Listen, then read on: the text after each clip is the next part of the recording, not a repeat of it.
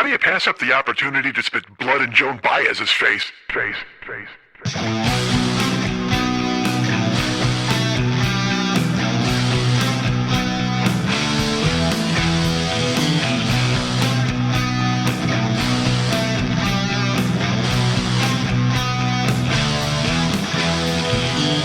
I'm so funny I inverted an epiglottis.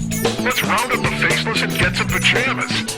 Dude, I didn't know my head was a bank. That's fucking awesome. I want to eat so many Tootsie Rolls I just shit a tire. I jerked off with this towel so much it might be a surfboard. Mr. Schmidt is an entertainer, not a ghoul. Hey, what's happening? Mike Schmidt, 40-year-old boy podcast. Folks, I said I wasn't going to talk about tech stuff.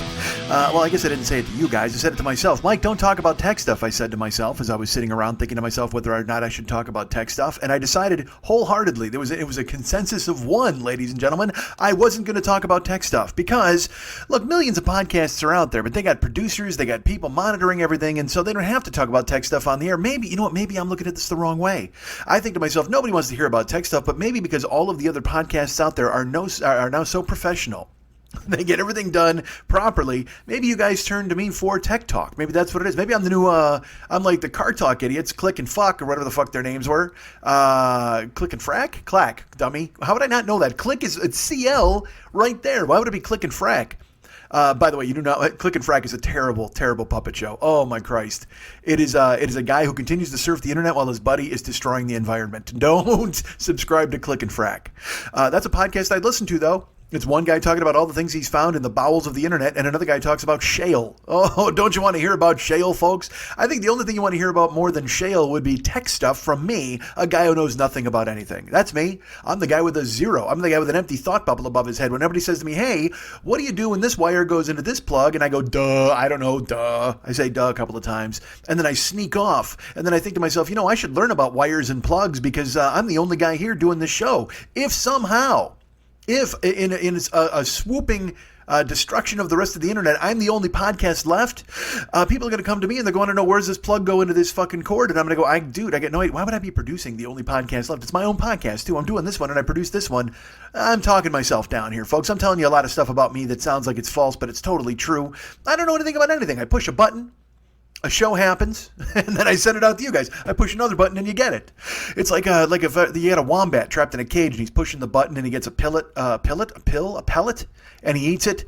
He gets a pellet of food, and then he records a podcast, and then he pushes another button, and another pellet of food comes out. Boom. But it's reverse for me. I push the button, and I give you a pellet of food, and then I push another button, and there you go. It's closed up. The door closes until next week. And the next Thursday, another pellet of Mike Schmidt food slides into your iPod vagina, and you go, oh, that's delicious. You rub your stomach, your tummy, if I may say so, if I may use a word that I hate. I hate the word tummy. That's a terrible word. I don't like it. What other words don't I like? What if I ran down? What if today's podcast was just a list of the things I don't enjoy word-wise? I'm also a little, tech talk. I'm looking here. It looks like I'm talking directly. Oh, maybe if I lower my head down. See, there's another thing. I'm at a different desk these days. That really did change my thing. Oh boy, I apologize, folks. The first couple of minutes of this are not exactly what they should have been, and now here I am directly in your ears. And fuck, this show is just, you'd think, goddamn, you know what's funny? 11 years, folks. 11 years I've done this thing. Now, granted, it's only been 1 year, or actually, it's been 2 years since I've been recording it and looking at the blue lines myself. But last year was the only year I did it alone. There was always somebody to tell me that levels were fine, and it looked like levels were okay here, but levels were okay. But the problem is I'm at a different desk. Let me talk about this now.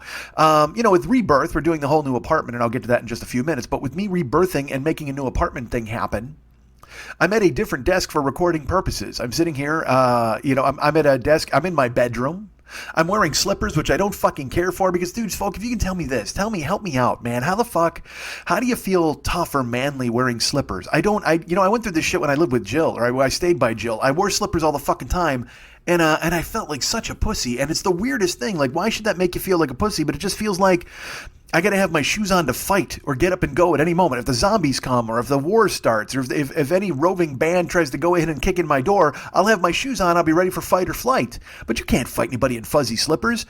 Although I guess you'd fucking, the second you squared up with fuzzy slippers, they'd just be like, bah, look at this idiot. And then, you kick them in the mush with a very soft kick, but still a kick nonetheless. You go right upside their fucking head with a fucking fuzzy kick.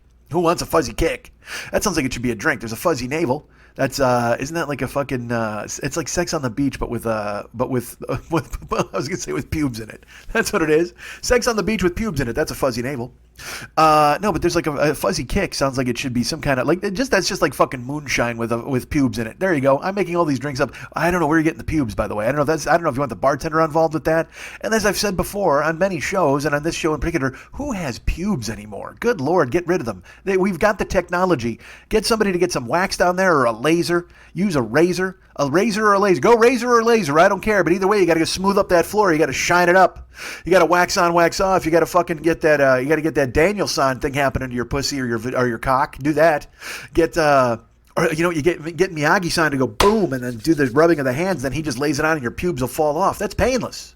Because laser or razor, that's one thing. It's going to be because look, you can laser them off and then they're off forever, from what I understand. Or you can razor them off and then they come back and you got to razor them off again. Or you can wax them and then that's the route I go. As you know, with me and my buddy Renee, we go ahead and we go with the wax. Because I don't need to laser them off. I'm 51. I mean, waxing is enough, right? I don't need to go that route. I'm not starring I'm not on Grindr. I'm not starring in any fucking gay porn, so I don't think I need to go ahead and laser off my pubes. I'll stick with wax. That's totally fine with me. And the occasional trim up. If I don't get to see Renee for a while, I got to just go ahead and razor it up. I can't laser the motherfucker. Besides, every time I try to laser off my pubes, a cat comes and he chases the dot and he scratches my balls. Oh, that's not fun when you're lasering it off. Because that's how I use it. I use a laser with a red dot. I usually, who does my waxing? The Predator. He just has a fucking red dot that appears on my crotch and he lasers it off. And then a cat comes and he swats my ball bag around, and that's no fun for anybody. But how do you feel like a man wearing slippers? I don't know how it works. I wear. Because, with the rebirth, the new apartment and all that kind of stuff. So wait, let's get back to the sound quality really quick. I'm at a new desk. So I was up here, and this is how I was talking, and so I wasn't talking directly into the microphone. And I'm like, that's weird. But then if I shrink a little bit, now you hear me now. I'm a little louder. We'll get over this, folks. We'll figure it out. It's amateur night here at Mike Schmidt's apartment as we try to figure out how to do a podcast after 11 fucking years. You would think I would know that you should talk directly into a microphone, but the thing is I usually tilt the microphone up, but now it's tilted down, and I'm sitting up. I'm taller, but now I'm scrunching down, and now I'm going to get fucking scoliosis because I got to give you guys a goddamn show. Thanks to everybody out there who went ahead and made sure that I got fucking sciatica because I had to bend down and be funny. Dude, how'd you hurt your back? Being hilarious. That's totally how it happened. What, did you slip on a banana peel? Well, certainly that is hilarious, but instead I crouched to do a podcast. I crouched down like Karen Black at the end of Trilogy of Terror as she turned into the fucking Zuni fetish doll in real life. Called her boyfriend over, told him to come over, and she was going to fucking take him apart with a goddamn chef's knife. And I'll tell you this, Karen Black was barefoot. Now, if she was wearing slippers, would she feel just as frosty as a Zuni fetish doll wearing slippers? Could she still go ahead and kill her boyfriend? I don't know if she could. I don't know if a Zuni fetish doll wearing slippers would be just as aggressive as a Zuni fetish doll barefoot, because they're used to being barefoot. And also, I'm going to be honest with you, if I'm barefoot, I'm just as aggressive as a Zuni fetish doll. There's a good chance now that I'm barefoot in my house a lot, I'm going to grow a row upon row upon row of pointed teeth and then just crouch down with a knife and wait for somebody to show up. I don't care if it's a mailman. I don't care if it's Carlos, the guy who works on my sink. I don't know. I got to tell you this story. This is totally funny. I think I told you when Pat Francis came over to go ahead and help me with my house, he's my dad. So he went and painted everything, and then he saw my sink, and my sink was a dribbler. It was just fucked. They put a stopper in there. I think I told you guys this story. And when I asked my manager about it, she's like, oh, no, they want it to be like that. I go, yeah, but if you came and look at it, you would see it looks like someone is holding their thumb over 7/8 of the faucet. Like nothing comes out. I would have to pool water in both of my hands in order to rinse my mouth from brushing my teeth. It was fucking grim. And she's like, no, that's the way they want it. They want that stopper in there. So then fucking Pat comes over. He goes, what happened to your sink? And I go, I don't know. They threw a stopper in there. He goes, well, why'd you let them? And I go, I don't let anybody do anything. It's just an apartment. I don't want to be a squeaky wheel. So they go ahead and do it. And I just kind of cope with it. And he goes, well, fuck that. I'm changing it. So he comes the next day with a different fucking faucet head. He unscrews the one they had in, and it had like this wax or this plastic that was over like the whole fucking thing. And he's like, look at this. This isn't even fair. So he pulls it out, puts the new one on, and so the sink lurks. It lurks. It does. The sink lurks. There's no doubt about that. But it also works. It works fabulously. It is a fantastic sink. However, like 3 days after Pat puts that in, I get a note from my manager. She's like, hey, Carlos has to come over and check out the sink. And I'm like, all right, well, what's going on? She goes, I don't know. Apparently that they just want to send him in there because it's something about the state inspector, but we need to go ahead and make sure that the sink is. And I'm like, so you know me, folks, I fucking panic. And I see it and I'm like, I don't, how could they possibly have a water readout over fucking 4 days or 3 days from Pat changing the stopper. I mean, are they really charting the water? Because again, I don't pay for the water in my apartment. It's paid for by the people in my building, and not by the people. It is. All the other tenants get together to make a collection, and they pay my water bill. It works out great. No, the fucking building water comes with the joint. I pay electric, they pay water. It's the way it goes. So I thought to myself, could they possibly have seen that much of a change in me? Because I don't even use the sink that much. I brush my teeth in the morning and at night. I wash my hands certainly all day long, because I have OCD. Oh my Christ, I'm swabbing it up. You know what, folks, right now, hold on, I'm going to go do it now. What if I brought you in there? I just walked around in my slippers, I patted in there, and I washed my hands like a fucking infant. Goddamn, I feel like an 8-year-old boy in slippers washing my hands all goddamn day long. Just grow up. Just grow out of it, for fuck's sake. But I'll make the slippers work. I'll have to. Well, we'll get to it in just a second. So anyway, the fucking sink happens, and so I text Pat, and I'm like, dude, they know what's up. And he's like, what are you talking about? I go, dude, they're fucking coming in to look at the sink because they're freaked out about the fact that it's all, and he's like, why? How could they know that in 4 days? I go, I have no idea, dude, but I told you, that's why I don't want to be squeaky wheel in an apartment. I'm fucking month to month. I got no lease. They could come in here and go, oh, you fucked with the sink, you're out. He goes, well, tell me what they say. So sure enough, Carlos came by, and he goes in, and he didn't even look at the fucking faucet, man. He went underneath the sink and he checked out whatever the fucking tube is under there, or the pipe or whatever, and he had to pull it out, and I guess the inspector told him he had to change that out. And they didn't even look. They didn't even fucking care. So then I texted Pat and I'm like, yeah, hi, I'm dumb. I packed it for no reason. He goes, of course you did, dude. Don't worry about it. But I have to worry about it because, again, if anybody in the world is going to get pegged for using too much water over 2 days for changing the fucking water stopper, it's going to be me. And I actually thought, because you know me, I work myself into a fucking lather. I thought because we painted and we got the new carpet, they were looking for any reason to get me out. Like they were coming after me and just going, all right, buddy, you used extra water, you violated the sink rules. Like all of a sudden I pictured the owner of my building being like Willy Wonka at the end of the movie, just like, et cetera, e pluribus unum, et cetera. You changed a sink stopper after putting in a new carpet. You get nothing. And then I get to the fucking Denver boot. Nobody wants that. Then I'm out on the street in my slippers. And that's, I tell you what, you think your fucking slippers are bad in the house, try to take them out in the fucking street. That is no fun for anybody. Jesus, fuck. I don't want to be out in the street with slippers on. I don't want to even be in my house with slippers on. So somebody give me tell me how to fucking be tough in slippers. I don't have to be tough in my house. It's not that. I just got to feel better. And I know you're thinking, well, Mike, that's inside you, man. That's inside you. You got to explore what's inside you. And yes, I get that. But I just can't. I'm not a slippers guy at all. It's not for me. But also I do like them. I do like being able to just kind of slip them on. But I also like having shoes and socks on all the goddamn time. But I can't because, and again, it's just a weird. You're not fully dressed unless you're wearing shoes and socks. So to wear just fucking slippers, I don't know. I don't like being barefoot ever, and I also don't like slippers. This is a lot about me that you didn't care about. Nobody tuned in here to hear about my feelings on footwear.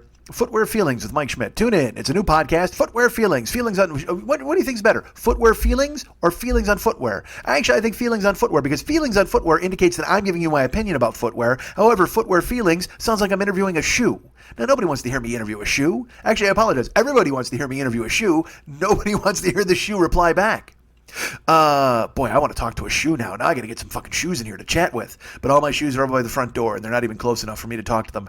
We'll put together another podcast. As I've mentioned, look, folks, I'm a producing entity now. I'm the guy in charge.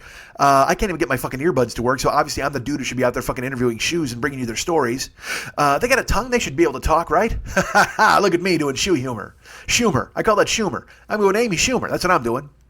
She's got a podcast. They gave her $1 million. That's not even a fucking joke. They gave Amy Schumer like $1 million to do a podcast. And then she brought in like 8 other people to do it with her. That's the best part. I mean, I'm sure she's paying all of her friends because that's what I would fucking do. If somebody gave me $1 million, I'd just bring in 8 of my friends to carry all the water. And I'd just be like, I just laugh uproariously at my funny friends. She probably did that. She probably was like, oh my God, you're giving me $1 million to do a podcast. And then she immediately brought in Dave Attell to do all the heavy lifting so she could just go ahead and go, hilarious. Now, that's not a commentary on Amy Schumer or her comedy. It's a commentary on the fact that Dave Attell is the funniest fucking guy in the world. And if I could have him at my disposal, I would absolutely bring him in. Why wouldn't you bust that guy in your fucking podcast? It's like, hey, you're giving me all this money. I'd throw $100,000 at Attell to fuck. If I get $1 million, I would absolutely throw like $100,000 at Attell to just fucking hang out and do the show with me. All right, yeah, maybe that's unfair. $900,000 and 100. That's not a good split, 9-1. I don't think that's a really good split for Attell. He's probably thinking, hey, fuck, man, I'm infinitely funnier than you. You give me 900, and you get 100.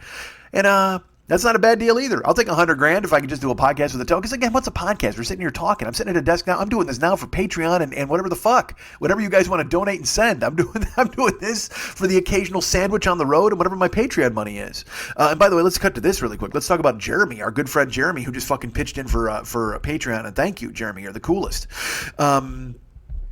I'll get to that later, probably when I talk about the Patreon page. I don't know why it just overwhelmed me that I felt like I should say it now, but that's what I did. But that's what you do when you're in slippers, folks. You lose control of your own show and you lose control of your own narrative, and that's what you fucking do. You just start bringing up anything willy-nilly. Just throwing it right at you. Just pounding it inside your iPod vagina, throwing it out. Vomiting out thank yous in the middle of nothing, for fuck's sake. Goddamn slippers. Why am I wearing them? It's brutal. And so let's talk about this again, like the tech talk. Look, I got away from tech talk, and I know you've all tuned in for tech talk. That's the main thing. We've already established at the microphone I need to crouch down and get a fucking horrible mustard plaster for my back because I'll be in such pain at the end of this. A lot of wire work involved in this podcast. I gotta get like one of those Wing Chao fat dudes who just throw me in a fucking harness and spin me the fuck around. I'll jump around. Like I said, I'll throw a spin kick at you, a fuzzy kick. I can do all that stuff. Wire work in a podcast seems wasted. Like Def Leppard would tell you, wasted, da-da-da-da. And now Mex just hung up. Or he didn't hang up because he doesn't listen to us on the phone. What if he did? What if he got his podcasts over the phone? Mex didn't hang up. He just clicked out, if he listens at all. But if he listened to this, he heard me mention Def Leppard. He said, I'm out. And he just fucking backed slowly away from the computer. Because Mex doesn't like 80s metal. Mex doesn't like Def Leppard. He doesn't like, I'll tell you this, Mex doesn't like leopards. He doesn't like deaf people. He doesn't like Joe Elliott. He doesn't like Elliot, whatever the fuck that movie was with the gay ballerina kid. What the fuck was that kid? He doesn't like Elliot Thomas. He doesn't like Joe Thomas. He doesn't like any of these people. Joe Thomas, former Cleveland Brown. He doesn't like any free association you could think of between Elliot and Def Leppard and Joe. And he hates it all. Billy Elliot, that was the gay ballerina kid. He was dancing when he was 12. He was dancing when he was 12. He's a cosmic dancer. All right, so folks, here's the deal. I'm doing a podcast in slippers. I don't care for it. I told you about Tech Talk. I've crouched down now to talk into the microphone so you can hear me talking directly into it. So I think I'm going into the red a little bit, and you guys are finding it like it works. But here, I have earbuds, and I used to be able to plug my earbuds into my microphone and hear myself talk, which I enjoyed. I liked hearing myself talk. That was good. I mean, I can hear myself talk now, but I liked it going through my earbuds. So it's since the beginning of year 11, I have not been able to hear myself in my earbuds. But let me ask you something, and you guys know me, so I'm going to throw this out there in a way that it's going to be easy for all of you to guess. The fact that I cannot hear myself into my earbuds, has that at all deterred me from plugging in my earbuds into the microphone and then wearing them throughout the entire show? Of course it has not. Of course not. I'm sitting here now wearing unfunctional earbuds, non-functional earbuds. They're in my ear. I hear myself talking normally because I'm talking into the goddamn microphone, but it's part of the ritual. It makes me feel better to have earbuds in while I'm doing the show as if it's some sort of professional thing. I don't know. But I can't hear myself through them, so I don't know where the sound is going. But the blue lines tell me you're getting sound. Fuck, nobody cares about the blue lines. I know, I don't want to make this tech talk. I don't know how to explain it to you. But I don't like, it was when I was at Mex's house and we were trying to record the show together, and then we put us each in one different stereo track, and then I had to Google stuff, and Mex is like, that's his deal. He's like, hey man, let's figure out how to do this. And I'm like, I don't want to figure out fucking anything, man. I want to open up the microphone and talk and then be done talking. That's what I want to try to do. I'm going to just go vomit words all over everybody and then turn the fucking lights out and walk the fuck out. I want to be like Val Kilmer in the Doors movie. I want to sit there and just talk, and when it's over with, let's go get some tacos. That's what I want to do. I just want to fucking finish this fucking thing, throw it out there to you, and then just go get some fucking tacos. Don't we? Isn't that our end goal for everybody? Shouldn't everybody be like, yeah, man, let's go get some tacos? Of course we should.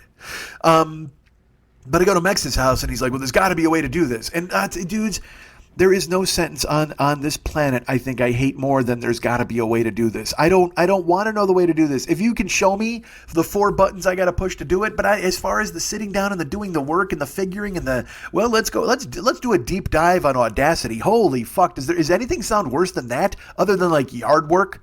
Like if somebody said, hey, let's trim all of the hedges on a golf course, I'm not sure if that would be scarier for me than let's do a deep dive on Audacity.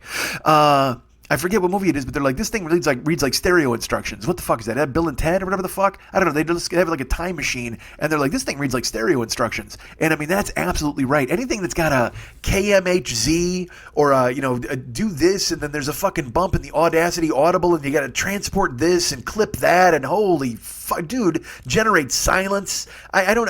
It's hard enough for like when he does he digs me the new theme song every year. and I have to do the fade out. Like I got to put it together where I can figure out where the fade out is, and then also I got to figure out where to put it at the end of the show. That's as technical as I want to fucking get for the entire year. I do this. This is me. I'm the mouthpiece. I'm the talent, motherfucker. That's what I want to do is just talk. I don't want to have to figure out, well, where's the fade for this, and how do I split wires, and then let's get the polarity reversed so that we can hear both voices in one channel. And I don't give a fuck about your channels. I don't give a fuck about polarity. I don't care about any of that nonsense. I don't want to see red lines or blue lines. I just want to fucking talk. I want to click, talk, click, tacos. That's how I want to do it. That's exactly how I should handle my fucking business. Click, talk, click, tacos. The end. And I don't understand why people don't understand that about me. When I tell you, I can't. I'm not. So I go to Max's house and I'm like, I don't like the hassle. I don't want to do this. Actually, because I never say that to him. I just go, okay, let's find it. All right, yeah, it's a good idea. And then I'm looking for it. Because I also want it to work. I was proud a couple of years ago when we did the interlude and I cut a bunch of fucking audio stuff up and I put it in. I made these really quick these cuts and these clips, and that was something to be proud of because it was an effort. I made the job and I got it done, and I made the effort to get the work done. But God, I just babbled over and over there.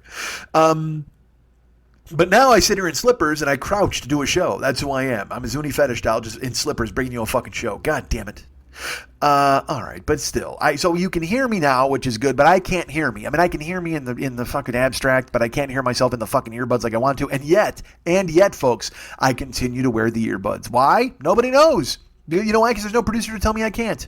It's a comfort level thing, man. I just want to make sure that I've got these ensconced firmly in my ears just in case they kick in. Who knows? Maybe 2/3 of the way through the show, boom, my voice shows up and like, hey, maybe I get Carlos in here. Carlos takes a look at this. He figures it out. He already fucking fixed the sink.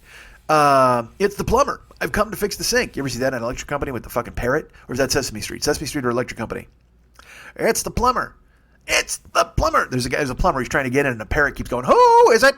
And he goes, it's the plumber. I've come to fix the sink. He says it like 10 times. And then eventually he fucking faints, which I don't understand, quite frankly. Just leave. If you're a plumber, just go ahead and take off. You got a van. The DirecTV, certainly, those people, they showed me that you can just go ahead and fucking split. You don't have to come in. And I answered that guy's questions immediately. However, if you've got a parrot that's taunting you and you're just knocking on the door and they're like, who is it? And you're like, it's the plumber. I've come to fix the sink. Dun, dun, dun, dun. Who is it? It's the plumber. I've come to fix the sink. But he says it like 10 times because the fucking parrot's being a dick. And then he fucking passes out on the stoop. And then the person who owns it comes home and goes, who's this? And the parrot now, because he's a jagoff, the parrot goes, it's the plumber. He's come to fix the sink. And I was enraged at that parrot as a child. I know I was supposed to side with the parrot because in those shows you're supposed to side with the animal all the time. Like Tom and Jerry. You're supposed to side with the mouse because he's small and he's challenged. Fuck that. I wanted that cat to eat him in the first fucking frame. I want Tom the cat to eat the fucking mouse and then maybe he can just go out and have an adventure in his zoot suit. Let me ask you this. Is you is or is you ain't my baby? Let me go ahead and throw that in your lap. That's what Tom the cat wants to know and that's what I want to know too. Fucking zoot suit. He looked amazing. And here's the thing. Tom's got a zoot suit on. He looks fucking great. He's making the fucking the girl cat give it up. She's ready to just lay down and just fucking start moaning as he fucking mounts her. He's just because she's all pussy. She's not just giving up the pussy. She's all pussy. So she's giving all of herself to him because he's wearing a zoot suit. And what happens? The fucking mouse gets his own zoot suit and fucks it up. And then he's gonna fuck the cat. And get this, the chick cat is gonna fuck the mouse just because he's wearing a zoot suit. I guess I get, you know what? I can't blame the mouse. If you're trying to get some pussy and you wear a badass suit, who gives a fuck what species shows up? Just go to work. But at the same time, I guess I got to blame her. You got a guy of your species, and Tom the cat is very attractive, certainly. And he's wearing a zoot suit, and he gives the whole song. He has the whole, is you ain't my baby, hey, cha-cha-cha-cha, whatever the fuck. Watch fob, the whole 9, pointed shoulders, and then fucking Jerry the Mouse shows up in the zoot suit, and she's like, ooh, he's cute too. And I'm like, well, I mean, I guess maybe the two of them could work her at once. Just fucking take turns or tag in or just fucking go at it from, there's a lot of, this cat's ready. She's ready. She's laying back. And if she likes mice and cats, who knows? She's fucking bicatual. That's who she is. She's bi-animal, bi-speciesial, whatever the fuck you want to call it. So maybe she rails them both and that's fine. Maybe, it's a different cartoon. Certainly that's a Fritz the Cat more than a Tom the Cat cartoon. But I was mad at Jerry the Mouse. It's like, dude, let this fucking cat get laid. All right, can you just go you've fucked with him forever. Like literally, you've sicked bulldogs on him. You've hit him in the face with pies. You fucking set him on fire. You plug his tail into a goddamn outlet and he lights up and we see his skeleton. And so just give him one episode where he can get laid. Is that possible? Could that happen? I always rooted for fucking Wile E. Coyote. I know that sounds ridiculous because you're not supposed to root for the man. You're supposed to root for the underdog. But I mean, when you watch it, these aren't the underdogs. Like fucking Jerry the Mouse and the Roadrunner are not underdogs because they win all the fucking time. If anything, they're the fucking New England Patriots of cartoons. You gotta hate them. They constantly cheat. They fucking get their way. And they wind up winning every fucking thing in their fucking way. And they root and they're fucking, who roots for them? I can't. So I can't root for Roadrunner and I can't root for Jerry the Mouse. I root for Wile E. Coyote and I root for Tom the Cat because I want them to continue their Sisyphusian escapades as they push the boulder up the hill and then it rolls down. I just hope one of these times it will roll down over a mouse or a fucking Roadrunner. I remember one time they build this thing. They're like, oh my God, you're not going to believe this. It's going to be fucking amazing. Wile E. Coyote catches the Roadrunner. He totally catches the Roadrunner in this one. It was a selling point back then. Now this is, again, before 1,000 channels. So we cared about this kind of thing. I'm like, all right, finally, my whole life, I've waited to say Coyote catch the Roadrunner. I wanted to see Wile E. Coyote catch the Roadrunner. And sure enough, they put on the episode, and Wile E. Coyote caught the Roadrunner. Unfortunately, just before it, he was either, I forget if he was zapped by a shrinking ray, or the Roadrunner was zapped by a growth ray. But the fucking Coyote, he was only like 3 inches tall, and he's holding onto the ankle of the Roadrunner. And then, if I remember right, and have this, don't quote me here, but I think the Roadrunner went meep, meep, and he fucking, I can't even do the noise that he makes. And then he probably pecked Wile E. Coyote on the fucking head. And it was such a jip. As a child, I'm like, dude, he didn't really catch him. I mean, yeah, he got his hands on him, but I don't care for that, actually. I wanted to see Wile E. Coyote catch the Roadrunner and then cook him, throw like a fucking a napkin around his neck, and just carve him up, like eat roast beast, like in fucking the Grinch. We never get to see what beast they're eating. You know what? I'm going to go ahead and do this. I'm going to say this just to salve the wounds from my childhood. I'm going to say they're eating the Roadrunner. That's who the Who's are eating. That's the roast beast. The Who's roast beast is the Roadrunner. And they saved because the Grinch is essentially Wile E. Coyote just in Grinch clothes, in a Grinch costume. He's doing the same thing. We're supposed to not root for him because he's the underdog, or he's the whatever. But he gets his ass beat all the time too. His dog, but he's mean to the dog, so I guess he deserves it. Why am I equating the Grinch to Wile E. Coyote? Because you know what? Because it's my fucking show, damn it. See, this is what the slippers did. If I'm wearing shoes, I don't even go off on this tangent. But the fact that I'm wearing goddamn slippers and I can't hear myself in my earbuds makes me start telling you about the Grinch and Wile E. Coyote. Also, here's another reason why I do it. Because I'm a mean one. Stink, stank, stunk. My apartment is, like I said, I'm in a new desk now. So I'm in my bedroom recording because the other desk has got stuff on it. That's the desk where I'll be streaming stuff soon, I say. But now I'm at the desk in my bedroom, and which I'm going to move eventually when I get a dresser. But I was doing my apartment today, man, and I got bogged down in doing all these videotapes. I think I told you guys this. I've told you this forever and ever for 11 years. I have, it's got to be over 100 videotapes. And I don't know what's on all of them. Some of them I know what's on them. But I dragged them out. And my apartment, I could probably make more progress. However, I get caught up in going through things. And then I'm like, ooh. And then I start reading stuff and I start looking at things. And then I start taking photos and posting it on the fan club page. And because it's fun to me. But in these videotapes, like I will tell you this, I found a bunch of like 9/11 videotapes, and then I found a bunch of like Dennis Miller videotapes, I found a bunch of Chicago Bulls videotapes. There's a ton of blank videotapes. I don't know what's in those. But it's enough to distract me from doing any real work and getting the stuff done that I need to get done in my apartment. But today, I'll tell you this, I was wandering around, I'm getting stuff done. I thought I was making good progress. I got all of my books unpacked and put on one bookcase shelf, which looks really good, and I'm proud of it.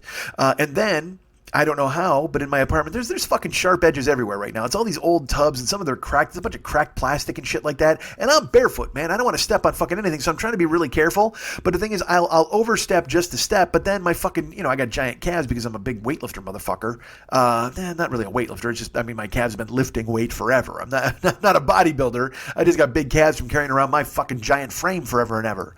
But my calves stick out further than my ankles, so when I zigged when I should have zagged, and I cut the fuck out of my calf. And it was one of those things where you ever do this where you bump your arm and you don't even think about it. You're just like, my arm's kind of sore. And then you look down like 15 minutes later and there's blood pouring out of your arm. And you're like, how the fuck did that happen? Well, that's what happened to me today. I was walking and I did something. My calf got caught and I went, Jesus. I go, whatever the fuck. I just figured I snagged it and it wasn't that big a deal. So then I had some laundry to do. I did like 5 loads of laundry. So I got to fold all this laundry. By the way, it's true, full disclosure, I did my laundry yesterday and it sat in baskets overnight. I wanted to do it. I wanted to go ahead and fold it, but I just thought to myself, it's another thing I got to do. And then I wound up taking photos of videotapes and posting them all night long. It's going to take me forever to get my shit done. So I went ahead and I was folding clothes and I sat on my couch and I was like, man, my calf, what the fuck, man? Whatever the fuck that happens. And I'm folding, I'm matching socks and I'm folding towels and I'm folding sheets. And I saw a video. Get this, I saw a video, I'm sure you saw it too, it went viral of a woman who folded a fitted sheet, and she did it in such a way that you would never know it was a fitted sheet. It looks like she folded just a fucking regular top sheet, and it's beautiful. I mean, it's so good. And in my head, I thought to myself, well, I should Google that to see if I can fold these fitted sheets the right way. And then, you know what, I just roll them in a ball. Who the fuck cares? Why do I mean, look, that's not a skill I need. I'm 51, I'll be dead soon. I don't work in a fucking hotel. If I want to just crumble up my fucking fitted sheets and throw them in, that's fine. Because I'll tell you this, I bought all these new sheets at Costco a couple of months ago, and they're fucking comfortable as hell. They're awesome. But I'll tell you this, when you dry them, if you don't fold them right away, they wrinkle. Like, more sheets are just sheets, but these are like fancy, so they actually wrinkle. So that even when you put them on the bed, it looks like you're crawling into a raisin, which is fucking weird. I guess I've just never seen sheets that were nice that wrinkled before, because these are like Pima cotton or whatever the fuck, and I think they're like, you know, 1,000 thread count. They're fucking nice. But the point is, if you don't fold them right away, they get fucking totally wrinkled. And then even if they hold their wrinkle, like you can't shake them out. It's like you'd have to steam them. But I'm not gonna fucking steam my goddamn sheets. I don't give a fuck if I'm sleeping in a raisin. And I haven't brought any ladies home to try to impress them. And ladies, let me ask you this. All right, if you go to a guy's house and he's got the wrinkly sheets, is that it? Is that a deal breaker? Because, I mean, you're just about to do some work in those sheets. Look, I understand if they're like stained or filthy, that's a totally different thing. But if they're just sheets that are wrinkled and you know that they're clean, you can smell them and stuff like that. I mean, I can't imagine that that's a deal breaker. But if it is, please let me know, because holy fuck, I got some wrinkled sheets and I bring a lady home and I want her to fucking turn tail and run. And then I got to pad out in my slippers and chase her, please don't go. And I'm just sobbing. One tear comes out of my eye. Please don't leave. I got my slippers on like an idiot. What a pussy. What a goddamn pussy. Why are you wearing slippers in your house? Because I want my rug to last. That's why. Because I want to care about my rug. So ladies, let me ask you this. Is it acceptable for a man to wear slippers in his house if he's trying to make sure that his rug doesn't go fucking bad? I don't want my rug to go tits up. It's a new rug. I care about it. I care about the paint on the walls. I care about the rug. I care about all this stuff. So if that means I got to wear slippers and be less of a man, although am I really less of a man if I wear slippers if I'm caring about the rug? So maybe that's the thing. And maybe it's like a guy who's like good with babies, or like a guy who's good with pets, like a guy who's good with a dog or a cat, and all the ladies are like, "Aw, I want to fuck that guy because he's nice to that fucking parrot." You don't want to fuck the plumber because he just fucking fainted. That parrot was a dick. Don't fuck the parrot either. He's a jagoff. But if you see a guy who's being nice to a fucking like hedgehog and you're like, oh, how cute. I'm going to rail that guy. That's fine. So maybe it's like that way with a carpet. Like maybe you're like, oh, he cares about his carpet. Look at that guy. He wears slippers to keep his carpet safe. I'm going to fuck the shit out of that guy. I don't know if that's a real turn on, but who cares? It exists. If it's a possibility, it could happen. Maybe you're out there thinking to yourself, I'm going to fuck the shit out of a guy who's good to his rug. In which case, I'm totally good to my rug. And I'll be good to your rug, ladies. Haha, laser eraser. All right, so I fuck up my leg, right? So I figure it's just sore and I'm folding stuff. And then after 20 minutes, I decided to check down. I'm like, well, this is not going away. This still seems like, and that wasn't throbbing, but at the same time, it was just sore. And it was staying sore. So I look down at my leg, and my leg is also pressed into my couch, and there's blood everywhere. I mean, there is blood. It's run down my calf. There's a gash in my calf. And not only that, I pressed it against the couch. I've got a good fucking 2-inch by 2-inch blood stain. Just a splotch right on the fucking bottom of my couch. Not on the cushion, but the couch part. And I looked at it, and then in my head I go, I don't even know. I mean, I've watched enough ID Network to know how to get blood stains out of your furniture, but I don't think I have any of that stuff on hand, and I don't want to fucking... So I got to go to the store, I guess, and get Fantastic or blood remover or whatever the fuck, bleach. But at the same time, here's the thing now. I'm a guy who's nice to his carpet because he wears slippers, but you guys are thinking to yourself, well, yeah, but I'm not going to fuck you because you won't even wash blood stains out of your couch. Jesus Christ, dude. You're telling us about how you're wearing slippers to preserve your rug, but now you won't even wash the blood stain out of your couch? And it's a nice piece. I won't lie to you. It is a solid 2x2. It's the Shroud of Schmitty. That's what it is. It's like a Turin thing happening on my couch. It's my blood, and although it could be Vimto, that Vimto could be my blood. That blood could be my Vimto. Who the fuck knows? But still, I know. I think I've talked myself out of all of you guys fucking me. Not that you were gonna anyway. Now look, and I'll tell you this: I don't have a problem with you fucking me, but I might have a little bit of a problem with you not fucking me. Hey, Schmitty. Oh baby, we've got your money. Don't you worry. I said, hey. Eddie Murphy taught me that back at the house. What if I just did ODB the rest of the time? I was at the House of Blues the day ODB threatened to blow it up. I met him before that, seemed really nice, and then later on he made terroristic threats and they called the cops on him. Now that I think about it all these many years later, it might have just been because he was black. Maybe they thought, hey, here's a black dude and he's a rapper. Let's call the cops. Because that seems to be what's happening. Everybody calls cops on the black people now. Just, you got a lemonade stand? Hey, we're calling the cops. Hey, what's this, a coupon? We're calling the cops. I saw someone the other day again about somebody who was they were shopping and they said they told the black girls you can't shop in here without a chaperone. Meanwhile, there's all these like fucking white kids shopping unchaperoned. So then the black kids, rather than start a fight because they were very nice, even though they shouldn't have been, they should have torn that fucking place to shreds, they went and got a chaperone. And they were told they still couldn't shop there. Oh, of course not. Why would they be allowed to do that? You can't be shopping while black in this country. What happened to this fucking world? Be cool. Again, I'll say it as I've said in many other episodes. I'm a be coolocrat, man. Just be cool. Be nice to people. That's all you got to do. Fuck. So anyway, there's a giant blood stain on my couch because I cut my leg and I didn't fucking look at it. And I was sorting videotapes and they're still here. I keep sorting the videotapes and I can't bring myself to throw them away. I cannot. I thought of another reason today why I can't throw them away, and you're going to laugh. But seriously, on these videotapes somewhere, because I have all these blank tapes. Now, like I get a bunch of Bulls tapes and shit like that, and that stuff, I can get rid of that because that stuff you can find online all the time.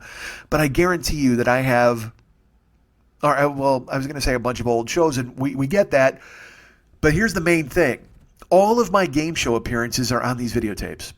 I just don't know where. I guarantee my Generation from VH1 is on there. My Greed appearances are on there. All of my Ultimate Fan League, this season where Paulo Benencia, when I stomped into the fucking crowd and crushed everybody, we destroyed everyone and went undefeated.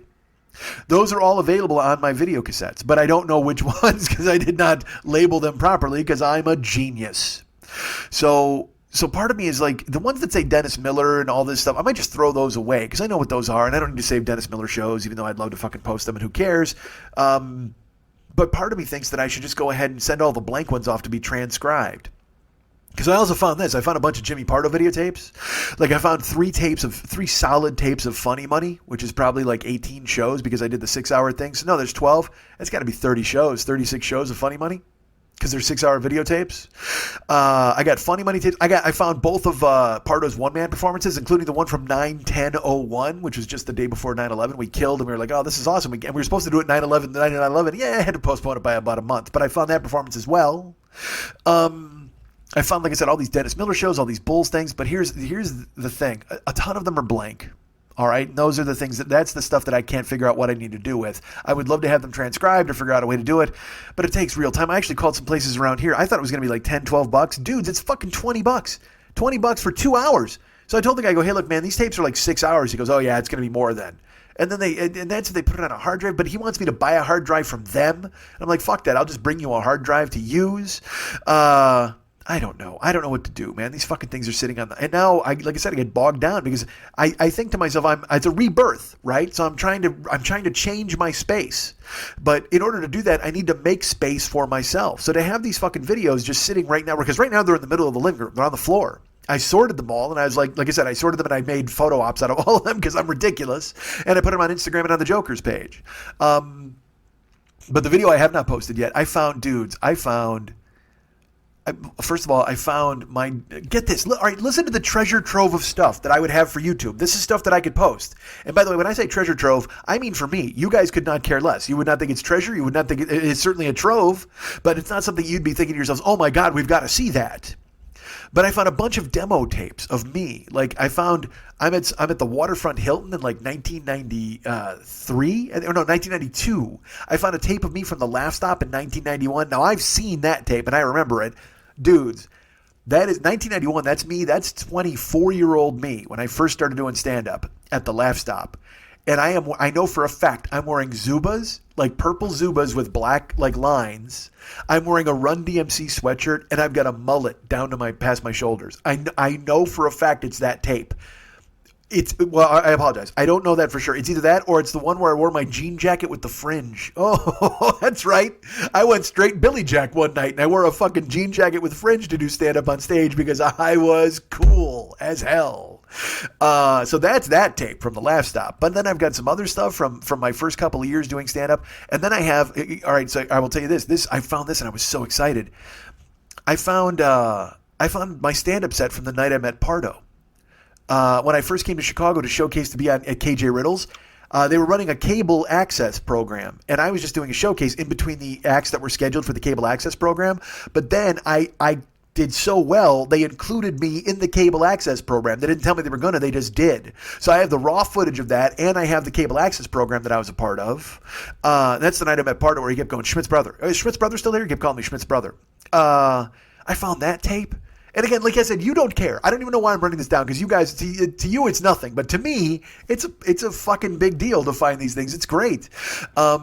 A couple of appearances on the Rotating Talk Show, which was a show here that Chris Hardwick, I think, actually invented. I could be wrong, but it was here in LA. And you would come out, you do a stand-up set, and then you'd host the desk. You'd be a guest, and then you'd host the desk. It was a pretty cool thing.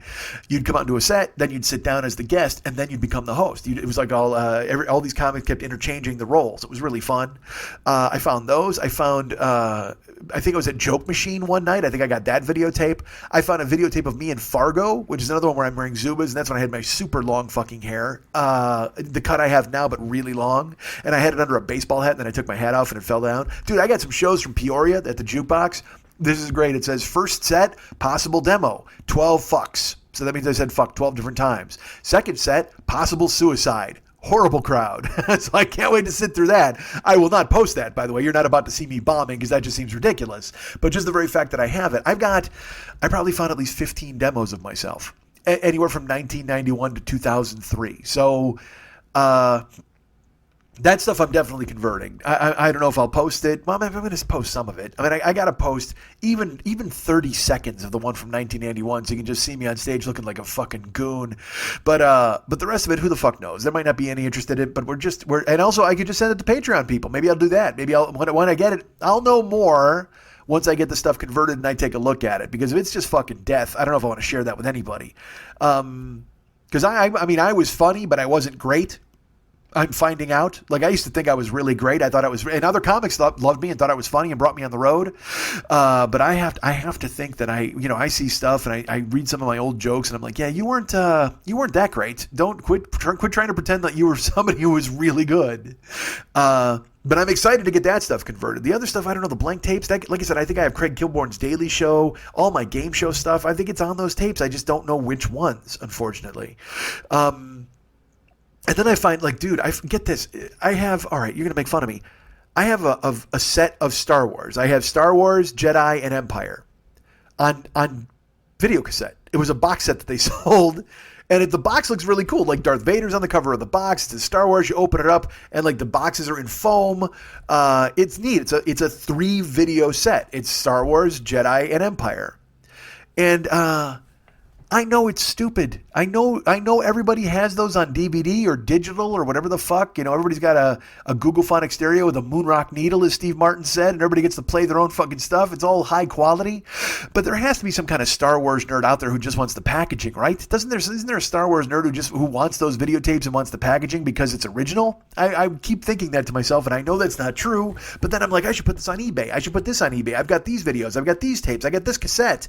And that just seems like more trouble than it's worth. It's not even worth the shipping. Gio fucking is telling me, he's like, hey, man, hold tight on the videos. Because I know a nerd army that likes to transcribe stuff. So all it'll cost is shipping, and they'll pay it. And I'm like, nobody's going to do that. Nobody wants to pay to ship my nonsense to them and transcribe it or whatever the fuck or digitize it. But he says they will. So that's why I haven't thrown everything out yet. Even though Mike Siegel is taunting me, other people are telling me, dude, just throw this stuff right the fuck away. And I get that. However, I've been told to hold tight. So these videotapes are here. The Star Wars one, all of them. They're so dumb. I don't know why. It's fucking up everything else. Like I unpacked a bunch of books today. I'm going to unpack DVDs. I'm going to arrange my living room. I'm going to finish my bedroom. I'm going to put my clothes in one closet. I'm excited. I mean, I'm making progress. I really am.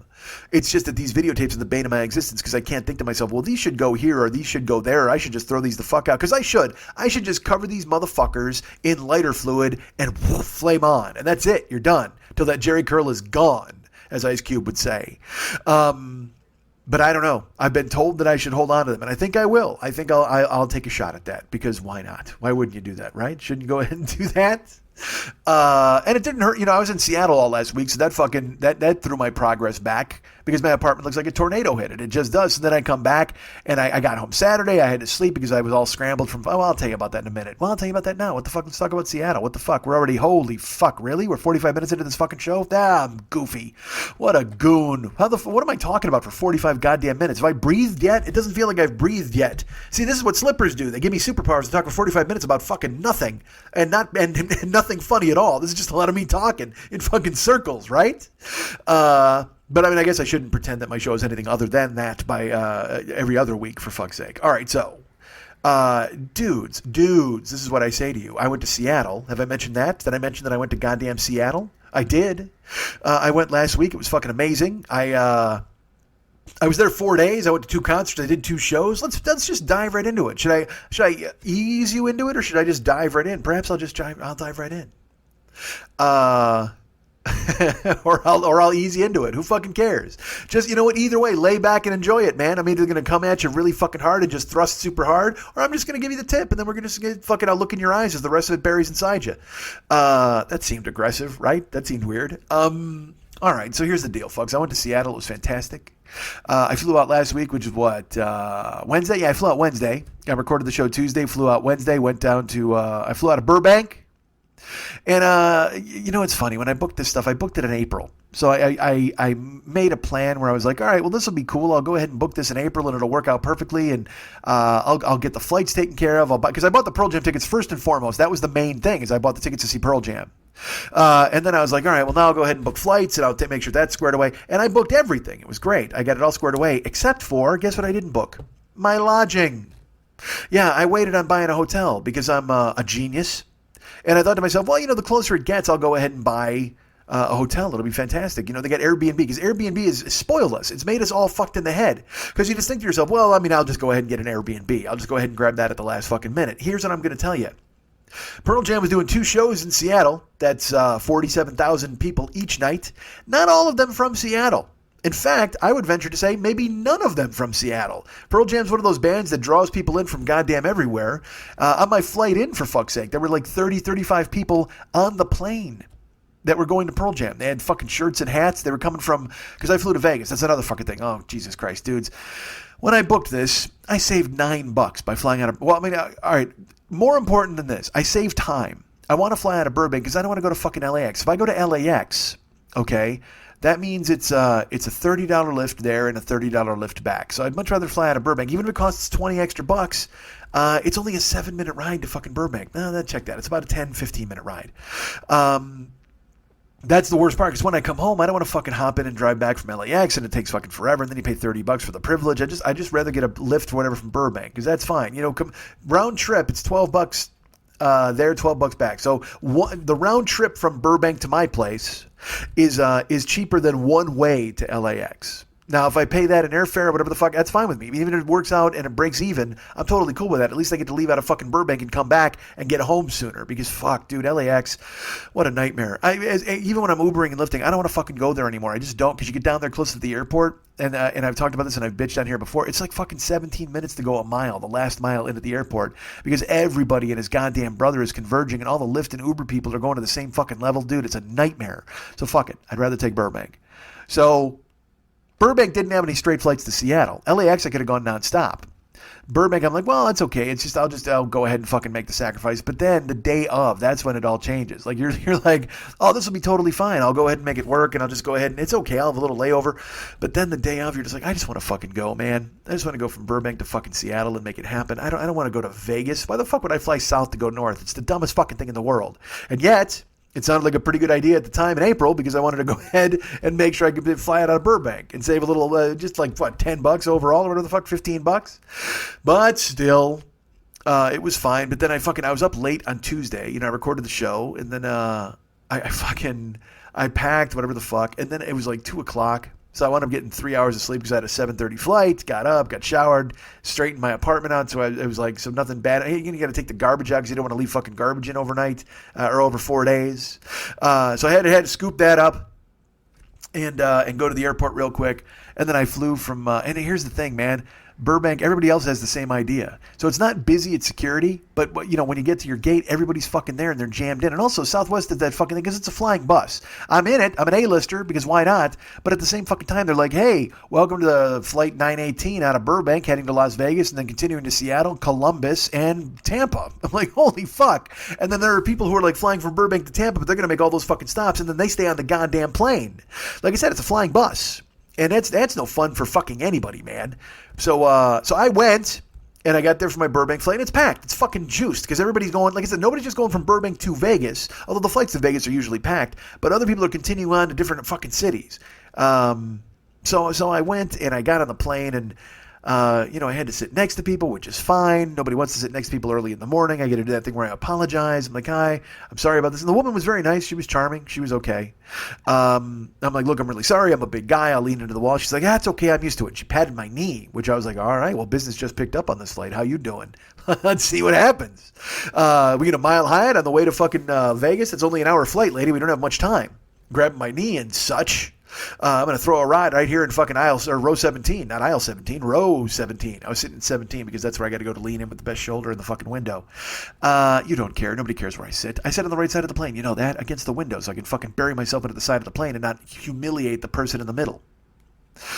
We flew. Oh, Jesus. Is this really anything we want to hear? Yes, it may be. I don't know. I question it in the moment. And yet here I go. I plod through and I continue to tell you. I flew from Burbank to Vegas. I get to Vegas and I had to fucking hustle from one terminal to the other, grabbed a Jamba Juice, and I got on that plane. Of course, Vegas to Seattle completely fucking packed. And like I said, there's like 35 people going to the Pearl Jam concert, and they're all like, "Woo, PJ, yeah, look at that fucking hat." Woo, and I'm just like, and I'm not wearing any Pearl Jam stuff because I'm not that fucking guy. I have one Pearl Jam hoodie, but they don't. You know what? Here's the thing: Pearl Jam, their merch is fucking amazing. They have really great merch, but they don't ever sell any pullover hoodies. All their hoodies are zip. I don't know if it's cheaper for them to produce it that way. It would seem like it would be more expensive to have a zipper. I mean, a pullover seems better, but I only wear a pullover hoodie. I don't wear a zip. But in like 1998 or whenever it was, or 2001 when I saw them here in LA, I bought a zip hoodie. So I do have a Pearl Jam zip hoodie, but I'm not wearing it to the fucking show. Who's that weirdo?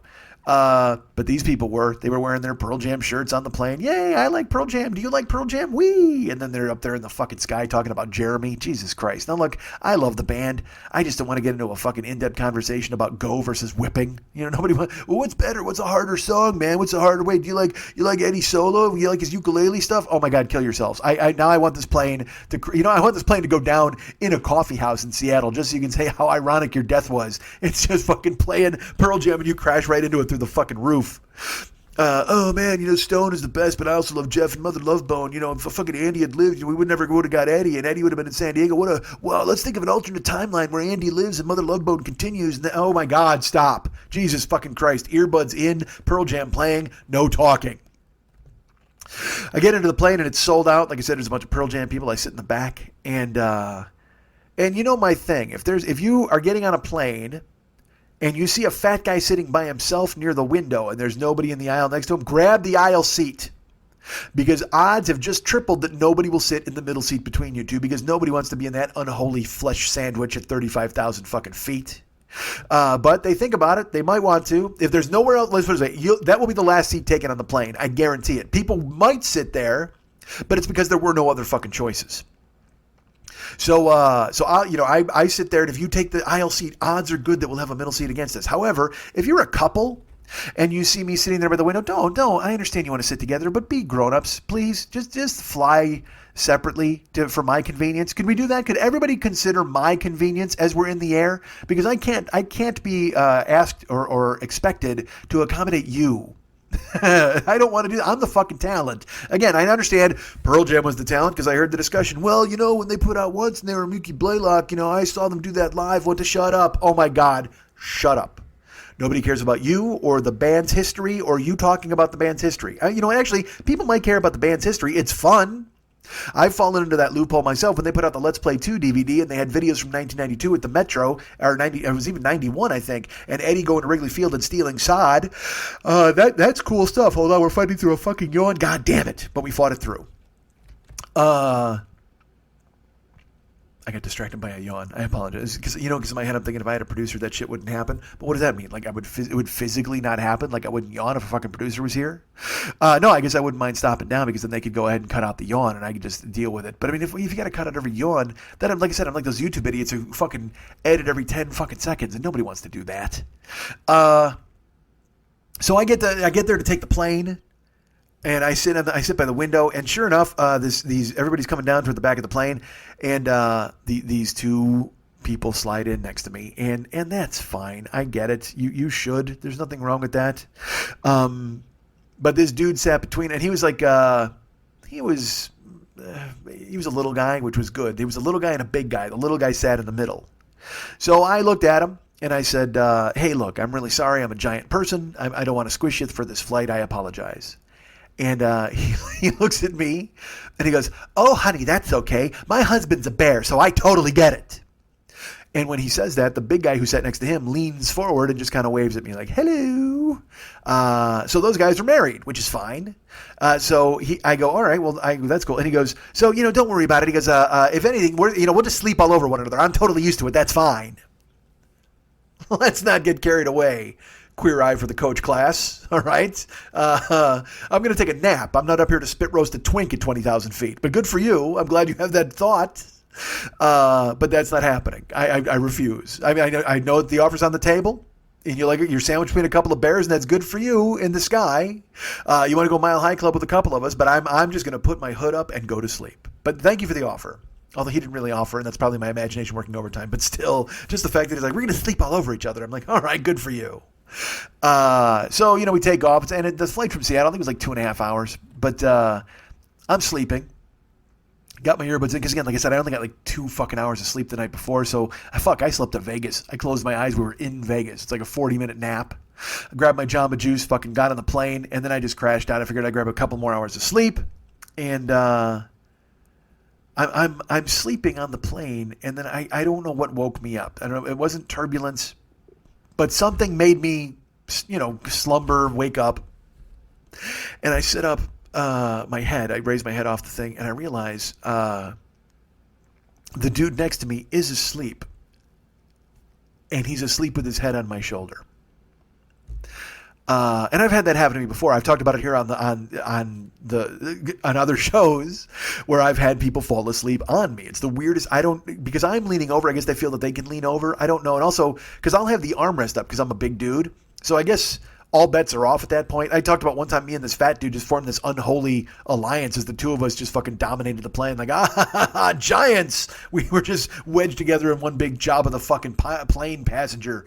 I couldn't, how smooth was that? Job of the passenger would have been better. See, that's what happens when you talk at the speed of your head, folks. Sometimes it fucking kicks you in the balls.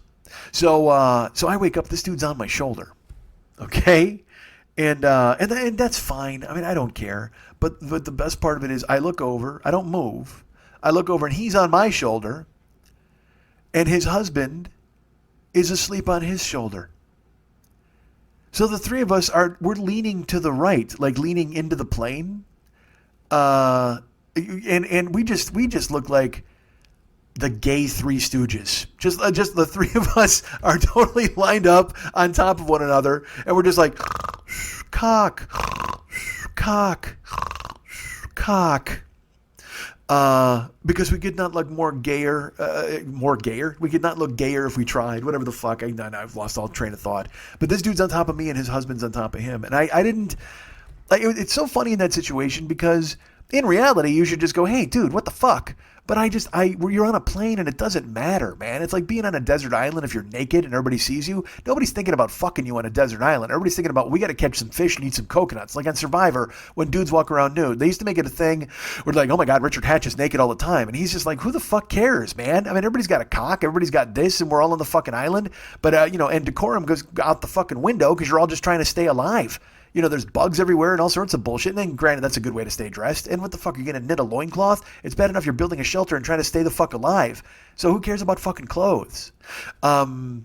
You know, and also he's old. If you're old, who cares? So that's what I felt with these guys. It's just on a plane, same deal, man. Where it's every man for himself, or it's a fucking tight unit. So I felt me and these two guys just formed a tight unit. We were fine. And then he put his hands on my tight unit, and everything changed. How you doing? All right, ding ding ding ding ding ding ding ding ding ding. Tight unit. Ba ba ba ba. No one cares. I loved it, but he foreshadowed it with, my husband's a bear, honey. I get it. You get it? All right, good for you. I just went back to sleep. I didn't fucking care. Landed in Seattle. And this is great. I got off the plane. There was a big fucking Pearl Jam banner on the wall, like welcoming fans of the show, which was fucking fantastic. And then we, you know, I walked to the airport. I had to get a lift because I had nothing else going on. And by nothing else going on, I of course mean I couldn't convince one of you guys to come to the airport to pick me up because the advent of Uber and Lyft have made you guys decide that I should go ahead and fend for myself. I don't know why you do that. I would think you'd want to step up for the talent because you're all friends or my adoring public or my adoring friends or my public friends or my friends in public. I don't know how you want to put it. Regardless, I couldn't convince anybody to come and get me. No, I didn't ask. Truthfully, I didn't ask because it feels stupid to ask people with Uber and Lyft out there. And because at the same time, then I would ask you guys, and you'd just be like, you know what, Mike, we can't. We work. We have real lives. Why don't you just go ahead and push a button on your phone and get a guy with a bunch of Q's and Z's in his name to pick you up and take you wherever the fuck you're staying? Even though I'm offering breakfast or a burrito or a handshake or just the ability to spend a couple hours with me, your hero, all of that seems exaggerated, except for the fact that I'm offering burritos and a random breakfast or a breakfast burrito. Whatever you got. It's Seattle, man. Take me somewhere. You got somewhere good, we'll go. But everybody was very busy. And I totally get that. But that's a lie. I don't know if everybody was very busy because I didn't even reach out to ask anybody because Uber and Lyft have made it embarrassing for me to ask people. Because I don't want people to get the opportunity to just go, hey, Mike, you know what? Why don't you just go ahead and take yourself? And rightfully so. Why shouldn't I? I'm a grown-up. I'm 51 years old. And that just sounds weird out loud. Jesus Christ. I'm not. It doesn't sound bad where I'm like, boo-hoo, I'm old. I know I'm old, but 50 was one thing. 51, and just that extra syllable makes it sound like I'm that much older. Nobody wants to be one syllable older. Fuck that, man. It's terrible. So I was at the airport and I had to get out of there. They had the big Pearl Jam banner, as I've mentioned, which was great. And then I walked outside. I got a Lyft. Did I order a Lyft from there or an Uber? I forget which one I got. I took an Uber pool. That's right. It was me and Rosemarie and some other dude. And this dude was going to the Pearl Jam show that night, so he and I talked. And Rosemarie was like this hip English lady who at first she seemed uptight when she got in the car. And here's why I think she seemed uptight, because she was like 5'2", and she sat in the front seat. Now, look, all ladies should sit in the front seat, but I'm 6'2", and I'm kind of a big dude, and the other dude was like 6 foot. But she didn't even hesitate. She just got right in the front seat. And I guess politeness says, okay, we'll go ahead. But at the same time, in my head, I'm like, wouldn't you let the big, because the guy was driving a Ford Fusion, so you would think you wouldn't want to fold me up into the back seat. But that's fine, Rosemarie, she's terrific. But then as we wound up talking, I liked Rosemarie. She deserved to be in the front seat because she saw Pink Floyd in the 70s. Because we said we were going to a concert, and she's like, "Oh, you flew to..." She's English, so she's like, "You flew to concert? You flew to town to see a concert." I can't even do it. But she was like, "Oh, that's great. You know, I love music." And then she said she saw Pearl Jam, or not Pearl Jam. We said we were seeing Pearl Jam. She said she saw Pink Floyd in the 70s. She saw them when they were in their heyday, man. And I was like, whoa. And I told her I had seen Roger Waters since a couple of times, 3 or 4 times doing Dark Side and stuff. And it was great. It was a good conversation. So I took the pool. And boy, even a pool ride, that was like $26 because the airport was hammered with Pearl Jam people and all sorts of new people going in and out. Hold on, I got something in my eye. Fuck, that's weird. Why would I get something in my eye during a podcast? All right, unless it was a gnat. Maybe there was a gnat that flew into my eye, or a lash, or a gnat lash, or a lash gnat. So the thing, I will tell you this too. I didn't have a place to stay as of when I did the show last week, I may have mentioned it, but I went on to look for places to stay, and Airbnb was fucked because that's the thing, you get spoiled by Airbnb. I think you just go on there and go ahead and find a place to stay, but man, there's also 100,000 people in town, so it made it very difficult to find a place. And I thought I had a place with Graham, but then that fell through, and Graham was doing his own thing. And that's fine. We're grown-ups. We should do our own thing. Again, 51. That extra syllable means I should get a place by myself. Because Airbnb, I got to stay in my own room. That's the deal. Every time you look on there, because they had all this fucking trickery. Airbnb, it used to be, the beginning, again, it was like, hey, here's an apartment or here's a house. But now it's a side hustle for fucking everybody. So they're like, hey, man, you could sleep standing up in my linen closet and lean on the towels for $100 a night. That'd be great, right? It's like when you go to a place and they want you to park in their yard. For like in Green Bay, when I went there, and in Cooperstown, everybody figures they've got a parcel of land or a house, any space at all, They'll trick you into staying there. And it's funny, Seattle, all of the listings, this is one thing that I noticed, all of them said no air conditioning. Now, it was like 88, 89 degrees in Seattle the week I was going up there.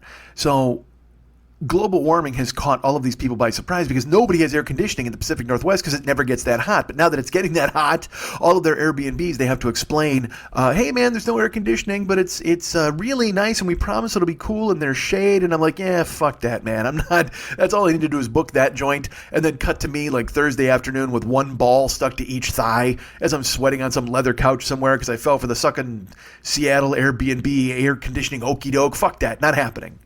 I think I said sucking instead of fucking there. My mouth, I'm having trouble. I got a little excess spit and stuff. I don't know what the fuck is happening in my mouth. I should probably drink some water. But I have momentum. We're talking. I don't want to stop down for water here, right? Although I was just, who was it who told me the other day they like when I say water and I drink it? It was was it Brent? I don't know. Somebody I met in Seattle was like, dude, it's hilarious when you say water and you just think, oh, it's Brent. Yeah, I think it was Brent. He likes when I say water and just take a sip. Well, you know what? Hey, Brent, this is for you. Water. I apologize. Maybe that'll clean out my fucking mouth, my swamp mouth that I got going right now. So I didn't have an Airbnb. I didn't have a hotel. And then Airbnb, there was this one. This is totally true. I think it's just the B&B now is just because again they used to have apartments, but now I think it stands for blow up mattresses and bullshit. That's what the B&B stands for because there was a they offered a campground. Like it literally was like a yard, and it said you could park and sleep in your car. There was a camping facility in someone's yard, and I saw it, and in my head I'm just like, you want me to pay to sleep in your yard? That's not a lodging. That's a virtual reality homeless experience. That's all that is, for fuck's sake. And you expect me to pay to sleep in your yard? I got news for you. I can sleep in your yard for fucking free and sneak out in the morning. You'll never know I was there. What is with people trying to and also these dudes, there was one room and it had 2 sets of bunk beds in it. 2 sets of... Dude, putting strangers in bunk beds is how the fucking Heaven's Gate cult got started, all right? Nobody wants to fucking put strangers in bunk beds. Now you're just not even a house. You're cosplaying Hostel at that point. I'm going to wake up in the middle of the night with some German guy sawing my foot off. Fuck you, man. Just get a room. You can't rent anything unless it's a room. Don't be putting strangers in the same goddamn room. It's bad enough you got shared bathrooms. Because that's another thing. It's a deal breaker for me. I try to set it up when I'm searching to not have a shared bathroom. And it comes up anyway, and I'm just like, man... 51, that's all I got to say to you, 51, Area 51, that's who I am, because I'm not going to share the bathroom with some alien whose fucking shit stinks, and it's not even about, like I said, me having to take time to get ready for a show and have whatever, I don't care about me, I care about following somebody into the bathroom, and it's going to be, it's an Airbnb, so it's somebody who's poor, and so they've been waylaid by some sort of fucking kale and kombucha shake, and I gotta go in there and inhale their filth and just get shit lung. I can't do that, man. I can't have a shared bathroom. Fuck Airbnb, man. Just fucking stop. But I looked. I had to because I waited till late in the game and there was nothing really to get anyway, which was fine. So instead I wound up getting a hotel. But when I got a hotel, I couldn't get it in Seattle. I had to get it in Bellevue, Washington, which is about 12 miles east, southeast, maybe 10 miles. I don't know. It was within 10 miles of Safeco and within 10 miles of the gigs. That's all I fucking cared about. So I went there, and I stayed in because it's this thing on Priceline where they do an express deal, and it just tells you it's a 2-star hotel or a 2.5-star hotel, but it won't tell you what it is until you book it, and then afterwards it could be anything. I mean, it could be the Shawshank Inn. You have no fucking idea. You just book it and it pops up. It's the Shawshank Inn with Brooks is here carved in every beam in every single room, and there's no room service, just an old man coming around handing books out from a cart. They don't give you the complimentary robe. They just give you the sash, folks. They just give you the complimentary sash so you can get busy dying, and that's exactly what I want to do at the fucking Shawshank Inn. Don't trick me. No chicanery. Just tell me where the fuck I'm staying. But I had to do it. I capitulated. I paid full freight, in my opinion. I paid like $130 a night, $140, and which is fine. I knew I was going to be doing this when I went up there. It was because I do that thing where I trick myself. Where I'm like, oh, this is going to be bad. This isn't going to be good. I'm not going to have fun. And then as it got closer, I'm like, dude, again, you're going to watch Pearl Jam twice. You're doing 2 shows. You're getting paid to do comedy. I mean, this is your dream. This is your life. This is the dream life. It's what you wanted to do. So I would not allow the old man in me to fuck it up and get me upset, which was fine.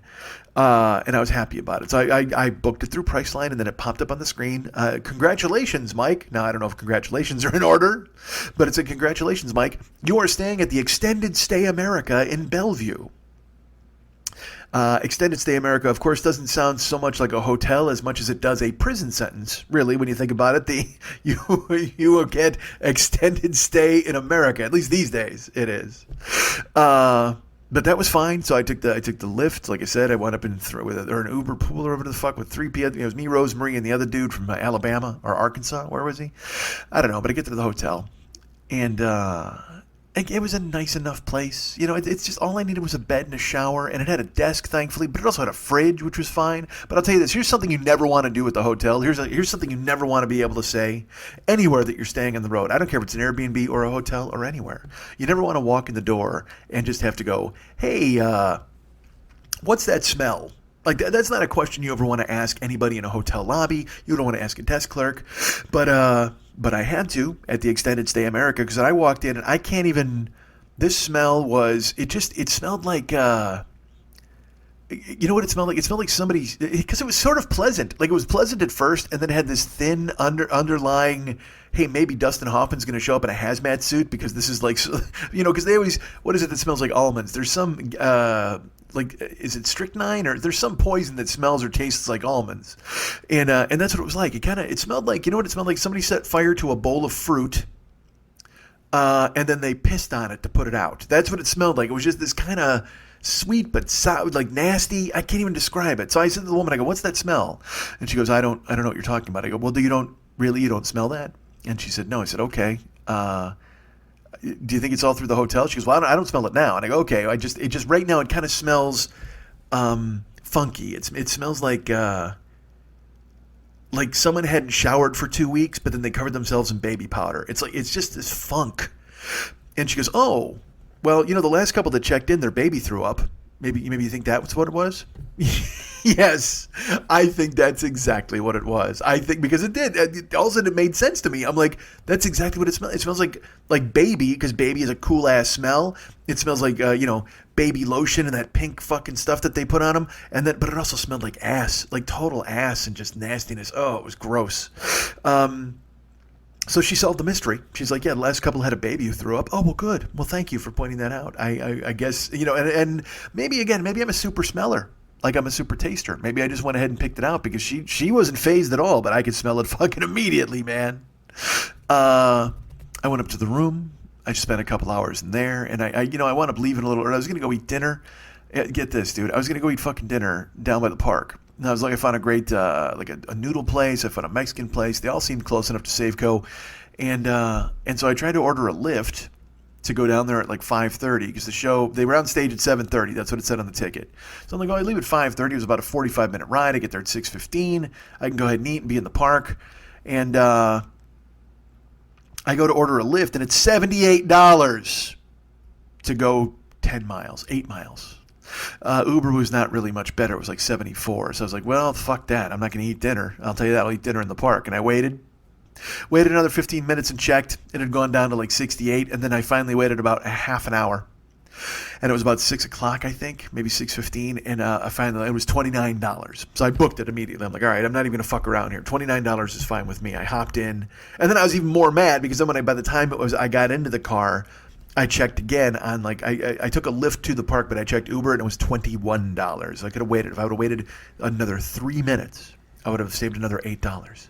And every dime counts, especially when you're at the Extended Stay America, because you never know if you're going to have to buy a gun. So I wound up going to the park, and I was by myself. I filmed a thing for YouTube, and I put it up there. You can actually go find it now. But the vibe at the park was amazing. I mean, Safeco I'd never been, but I love a ballpark that's right in the middle of a city. San Diego is like that. Chicago, like Wrigley, is just right in the middle of a neighborhood, and that's such a cool-ass vibe. And so the place was sold out for people coming to see Pearl Jam, and you could smell people cooking in the streets. There's bands playing. There's a merch booth. And then I will tell you had to sit in line for 45 minutes to get into the park, which was fine. It's okay. And then people were trying to sneak in through the bike racks. It's like, be an adult, man. I don't know We're all waiting in line. All of us. Everybody's waiting in line. And I hate that this is when, again, the 51-year-old man in me comes out. We're all waiting in line. We're waiting. We're creeping up. And then we get close where the bicycle rack is. And these people are trying to just slip in through the bicycle rack. And we're like, dude, the line is back there. Oh, I know, but I'm meeting my friend. Doesn't matter if you're meeting your friend, man. And I'm trying. I didn't want to be mad. Like, I just wanted to enjoy the show. I also didn't want to appoint myself the policeman of everybody. You know what I mean? But finally I did at one point. I just went and stood by the crack between the two bicycle racks. And I just stood there. And this guy's like, excuse me. I'm like, nah, dude, there's a line. Well, no, my friend's in here. I don't care. I don't care. And they needed me on that wall. I had to fucking Nicholson it because the only people that had working on security it was the fucking Golden Girls, dude. Fucking Blanche and whoever the fuck else, and B. Arthur, and literally, instead of stopping people from sneaking in a line, they would look at them and say, "Thank you for being a friend." That's what they would say. You know what? I didn't want B. Arthur. Actually, fuck that. I want B. Arthur, but I don't want Golden Girls B. Arthur. I want Maud B. Arthur. I don't want "Thank you for being a friend" B. Arthur. I want "God's gonna get you for that, Walter Arthur." That's what B. Arthur. I want her to look at people and just go, "Nah, fuck that." Back at the end of the line, God's gonna get you for sneaking in. But I refuse to get too involved in it. I'm like, because again, I'm not the world's cop. Part of me wants to be, but then I just go, you know what, just relax and enjoy it. I was talking to people in line because I was alone, and we're comparing notes. This is like some people's their sixth time, it's their fifth time. It was my sixth time seeing Pearl Jam. I was so excited. I wanted to talk about it, and this guy was like, because Zach Brown Band was also playing at Safeco in a couple of weeks. He's like, yeah, I don't get that at all. I go, dude, Zach Brown Band is huge.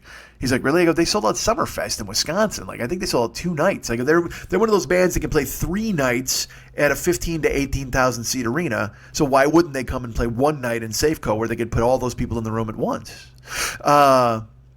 So he was alarmed to find out about Zach Brown Band. You know, it's like how I feel when I hear a band like big. You know, I don't know, Shawn Mendes or whoever the fuck. Like, that's a guy I hear all the time on hit radio. And if somebody told me that he sold out the fucking Rose Bowl, I'd be like, Jesus Christ, that makes no sense to me. I mean, I know he has like 4 songs, but that's enough. But yeah, that's enough. Young people will pay. They want to see these people. They want to do that kind of thing. So, and there's nothing wrong with that. You got disposable income, go see a band. So the Zach Brown Band is big enough to sell a fucking joint out. Let him fucking come in and do it. Jerk. Carl, the guy behind me in line, with your wife. So I get into the park after we waited in line, and I was sitting in the upper tank, but I took a couple of laps around Safeco. I took some photos, and just again, that vibe was in the air. People were drinking, but they were there to have a good time. Nobody was being shitty. If you go to some concerts, if you go to a metal joint or something, you can find annoying people or just people that want to fight, they want to cause problems. Pearl Jam is different because, I mean, look, you're going to get your drunk fuck-ups no matter where you go. Every show's going to have those kind of people, but Pearl Jam, there's a real camaraderie there. I mean, it's and especially coming home to Seattle to be playing in their hometown, and there were people who knew them. They knew them from Mookie Blaylock's. They knew them from Mother Love Bone, and they feel a real kinship, a real ownership of the band, and the band loves the city. They all still live there, so it's that's why I wanted to see them there. That's why I really wanted to go see them at Safeco, because I had the choice. When I was told to buy tickets, because they were playing 1 show in Missouri, 2 shows in Seattle, 2 shows in Chicago, 2 shows in Fenway Park. And it said, when I had to go in the lottery for tickets, it said, list the cities in order that you'd want to see them. And I was like, fuck that. Seattle first, Boston second, Chicago third, and then Missouri fourth. I mean, look, Missouri, you're great. But or not Missouri, I apologize, Montana. Missoula, Montana, that's where it was. And people were wondering why they're playing Missoula, Montana. So, well, they're bass players from there, or at least he lived there a little while growing up. So he absolutely wanted to go there and do a show, and so they did. But I wanted to see them in Seattle, and I won my lottery, so I was able to go. And I saw them on Wednesday, and then I saw them on Friday. All right, so it was a contrast. I saw them in 2 nights. The first night I was going by myself. The second night, a listener named Mike stepped up, and he was like, because I bought a ticket for myself. But then Mike reached out to me. He goes, hey, look, I'm going to be in town and I'm going to the show. I'm going to have a really good ticket because I'm in the 10 Club and I have seniority. So if you'd like to come with me, you can sell your ticket and try to, and use it to pay for whatever your trip is. And, I mean, that was phenomenal. I mean, I loved the fact that he made the offer. And I should tell you, Mike is the guy who donated the new laptop to the show. Mike is the fucking coolest guy ever. Well, look, all right, that sounds cheap. Mike I didn't know Mike at all. I know Mike had been very generous with me by getting me the new laptop, and then Mike generously offered me his ticket to Pearl Jam. Now, I just presumed he was a really fucking cool guy because he was very nice to me. That's all I knew. I hadn't met him yet, so I don't want to say he was cool without meeting him. But I absolutely reached out and I said, yeah, dude, I would love to do that. So then Graham wound up buying my ticket. So Graham went to the show with us on Friday night. And so I was going to sit with Mike and see the show. And so that's why the contrast is so different. Like the first night, like I said, I was by myself. So, and I sat upper tank. I was in fifth row, like dead center stage, fifth row, upper deck. So I wasn't in the lower bowl. I wasn't on the field, but I was in the upper deck at Safeco, but still 5 rows back and dead center of the stage. And then with Mike, I was in the 4th row behind the pit. So I was in the seats 4th row behind the pit. So it's just a different vibe both nights. I'm so happy that I was able to see it from both perspectives. Because, I mean, I've seen them myself in the pit before. I mean, I've had really good seats, and I've seen them where I just wanted to be in the building to see them. But the contrast of it was so fun because when I went the first night, I'm by myself up there, and there's people on their phones. There's people going for beer back and forth. I mean, the band's on stage, and people are going for beer. They're talking. And because again, it's like you're watching it on television from that height and people just are self-involved anyway. So they're taking selfies and they're taking photos of themselves and they're talking and they're discussing stuff. And I don't understand that. I mean, the tickets were $135. I don't know why you want to have a conversation throughout the entire show, but it just seems. And I wasn't mad. Again, I wasn't going to allow myself to get mad. I just was beleaguered by it, and so I was trying to enjoy it on a level that I wanted to enjoy other concerts. So, when they're having sing-alongs and they're clapping and stuff, I was clapping and I was singing. But up top, man, I'm the only dude singing. Like literally, I got my fist in the air and I'm loud. I will tell you this, I'm loud when I sing. So if I'm in the crowd of a bunch of people singing, then it's different. You can still hear me because I'm very loud, but I'm conscious of it. So I'm trying not to overwhelm people and sing the fucking song. Because everybody, look, you want to hear Eddie sing, but if there's a crowd sing along, I'm going to sing, but I have to kind of throttle down because I can yell and you can hear me over the crowd, which is weird. Especially if you're in my general vicinity, which most people, that's what I'm concerned with. Now, you're 3 sections over. If you hear me singing, then fuck me. That's my fault. And fuck you for listening. Go ahead and listen to Eddie. Quit looking at me, man. But literally it's like they're like doing the sing along on a live and it's like, oh, I am alive, and I got my fist in the air and there's nobody else and I'm like, I'm alive, I'm the only one alive, all right, I guess I'm the only one alive here in the upper tank, that's fine. I mean, that's how you want to handle it. But then you cut to Friday and I'm down behind the pit, and here, this will tell you the difference between being upstairs with people who are just kind of casually there and checking it out. It's the difference between like watching a movie on Netflix and maybe watching them film a movie. I mean, I don't know if it's that stark, but when you want to go to the movie theater and people are on their phone and they're talking, they act like they're in their own fucking house. That's what the upper deck was like. But downstairs, down on the field, it was this camaraderie. It was all because it's all these people. Again, these are 10 Club people. These people, and to be as close as I was, you've got to have seniority. You've got to really have a low number in the fan club to get a chance to buy those tickets. And Mike, I mean, he's been a fan club member since 1991 or 1990. I apologize, 1990. And all right, let's tell you this. Like I said, this is my 6th time seeing Pearl Jam. So I was super excited. I told Graham I'd seen him 6 times. When I was talking to people out in line, they're like, "Oh, that's great. I have friends who've seen him 4 times or 5 times." And I wound up talking to Mike. And, he's been a fan of theirs for a very long time. And I'm like, oh, man, I saw him. This is my 6th time seeing them. Thank you. And I said, how many times have you seen them? And he goes, oh, man, I think this will be my 171st time. Wow. I'm sorry. What? He goes, yeah, I've seen them everywhere. I see them all the time. So Mike, he has seniority, but he also uses it. And he goes places. He saw them in Barcelona. He saw them in Italy. He told me that because he lives in I don't want to get too specific here, but he lives in the South. And when they go on tour, they'll put out the schedule and he'll sit down and go, okay, where do I want to go that I've never been? And he'll look at countries or he'll look where they're playing shows. I mean, he's seen Eddie Vedder solo in different places. He's just he's an unbelievable fan of the band. And so I wanted to talk to him. I even said to him, I go, hey, is this still exciting for you? Is this something you still love to do? And he goes, oh my God, I love them. Yeah, absolutely. He goes, I'll admit, he goes, I'm starting to get a little wary now when I go to the shows, you know what I mean? And I said, I can't imagine 170 times, but they mean so much to him.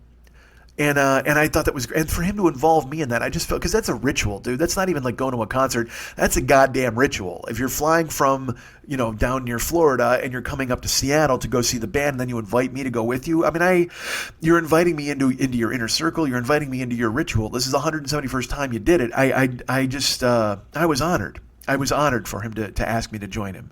So we sat down on the field. We're behind the pit, and so like I said, I'm in the upper tank on Friday night, or on Wednesday night, which is like, yay, I am alive, but I'm the only one. Meanwhile, we go down on behind the pit on Friday. And this is the difference in the crowd, okay? There was an Australian woman in front of us, and she was with her boyfriend. And Eddie, the Pearl Jam brought out 3 guys. They brought out Kim Thal from Soundgarden, and they brought out Mark and Steven from Mudhoney to join them on stage. And they played Sonic Reducer, and they played Search and Destroy. So they played a couple of covers. They played, Search and Destroy by the Stooges, and then they played fucking Sonic Reducer. And Sonic Reducer started, and I've got bootlegs with them singing it, and it's a fucking great song. It's a Sonic Reducer, ain't no looser. Oh, I mean, it's a great song. So they start into it, and the guy from Mudhoney is singing, and Eddie's doing a duet with him, and I'm singing, and the Australian girl in front of me, she's singing too, and she looks over at her boyfriend, and he shrugs like I don't know this one. She punches him in the arm. She makes a face like she's horrified. She punches him in the arm, and she turns around at me, and she's like, Sonic Reducer, and I'm like, ain't no loser, and she fucking high fives me, and she's just like, yeah, and she keeps singing. Because she was fucking hardcore, because everybody in that section was hardcore, because everybody on the field is hardcore. Now, none of them are as hardcore as Mike, who saw the band 171, oh my God, times. But I mean, who knows? She might have seen them 170 times. That's the thing, is people love them, and that's why it's cool to see them. That's why I didn't mind seeing them 2 nights, because they change the set list all the time, because they know what the crowd is like. They know that people come to see them do multiple shows, and so they always switch it up. They always play different stuff. And I will tell you, the first night they played, I don't know, I didn't know what to expect, but I thought coming home to Seattle, it was going to be a special show. It was going to be amazing. And dudes, they played 3 hours and 5 minutes on Wednesday night, and they played. The fucking baseball stadium turned the baseball stadium lights on at the 2 hour and 45 minute mark. They played another 20 minutes. They played like 3 more songs. They killed it. It was just fantastic. And they played everything I could ever want. They played Rearview. Of course, they played Rearview Mirror, but I mean, they played State of Love and Trust. They played Breath and a Scream, which is just called Breath. They played, Comfortably Numb. They did everything you could possibly imagine, and there was there was a woman behind me with in the upper tank. Like I said, people were commiserating and talking. So as the show went on, after about an hour, she's like, when are they going to play Jeremy? And her husband is like, oh, they're going to play it soon, honey. And then they kept playing, and then they went for their first encore. They played Rearview Mirror, and they left. And she's like, hey, they didn't play Jeremy. And he goes, it's not even close to over yet. And she's like, it's been an hour and 40 minutes. He's like, I know that, but they're going to play at least probably another half hour to an hour. She's like, all right, well, I hope they play Jeremy. And then they came out and they started playing the encores, and they gave the speech, because they raised $11 million for homeless people, which is fucking incredible. They gave speeches, they sang more, they did tunes. And then they leave again, and they did not play Jeremy. And this woman goes, I can't believe that I came to see them, and they're not going to play Jeremy. And the thing that made me laugh is, I know her husband must love them, or her boyfriend, whoever he is. And he probably said to her, hey, you want to go see Pearl Jam? And she's like, I don't know. Who's Pearl Jam? And he goes, Jeremy. You like Jeremy? And she went, oh, yeah, I like Jeremy. And then she got convinced to go. And then she's sitting there in a baseball stadium in the upper tank, and she's just bitching.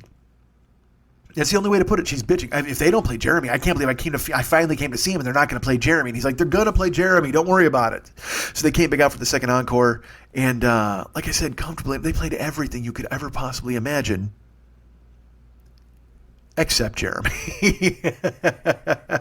They're like, good night at the 3 hour and 5 minute mark. And the place is, everybody's spent. It's just everybody's been fucking for 3 hours, and they finally came, and then these guys leave, and the lights are still on, of course, and then the stage lights go down, and everybody's just kind of like exhaling, and they're groggy. Like I go in my head, I go, there's no way they can top this. I don't know how they can top this. And behind me, this woman, there's just like a beat after they walk off stage, and the stage lights go off, and she just goes, I can't believe they didn't play Jeremy. And I just turned around and I looked at her, and I was trying to avoid any sort of controversy. I wanted to look at her and just go, hey, fuck you, man. They just played 3 hours and 5 minutes. They crushed. They were so good. This is a show that you dream of. But it wasn't enough for her. She's so mad she didn't get to hear Jeremy. And I walked out of there dazed. I mean, I'm walking out with other people, and they're just like, yeah, I don't, that was incredible. I go, that was astonishing, right? I go, I don't know how they top that. I don't know how they top it, because I've seen Springsteen do over 3 hours. But these guys, they're my age, and the aggression they had in Rearview Mirror, and the aggression they had in their rockin' songs, but then they start the show slow. I mean, and they played Inside Job, which I really wanted to hear, at least the reprise, which I really love. Or, I'm sorry, Life Wasted, the reprise of Life Wasted. They didn't play Inside Job, but they played that. Dude, they played Release. It was the second song they played, and yeah, I know every show it happens, blah, blah, blah. I cried. I couldn't help it, because again, thinking in the context of rebirth and the way things are changing and how I want my life to change, for them to do, because Release is just oh my God, it's such a great song. It's phenomenal. And it's, it's about letting go. And so I've been letting go of a lot of things recently, and it just waylaid me. And I'm crying, like it's just involuntarily. It wasn't like, but tears are flowing down my face. That was the second song of the night. And then they played another 3 hours. It was incredible. And I'm walking out with people, like I said, I'm looking at guys, I go, how did they top that? How did they top that Friday? And the guy goes, I'm looking forward to seeing it. I go, yeah, that's incredible. So I walked out of there, and like I said, I came alone. But then, folks, you may remember from Seattle shows past, Hoove, our good friend Paul Cheever, who lives in Seattle, the Chibacabra. He had contacted me, and it turned out he was like, man, I can't come to the shows because I'm going out of town. He was going to like Vancouver with his dad on like a cruise to go fishing. But he said, man, I'd love to see you if I could possibly squeeze in Wednesday. I go, dude, I can see you after Pearl Jam. So he actually, this is what the fucking Hoove did, man. Earlier I'm talking about how nobody picks me up because I'm an idiot and I'm whining.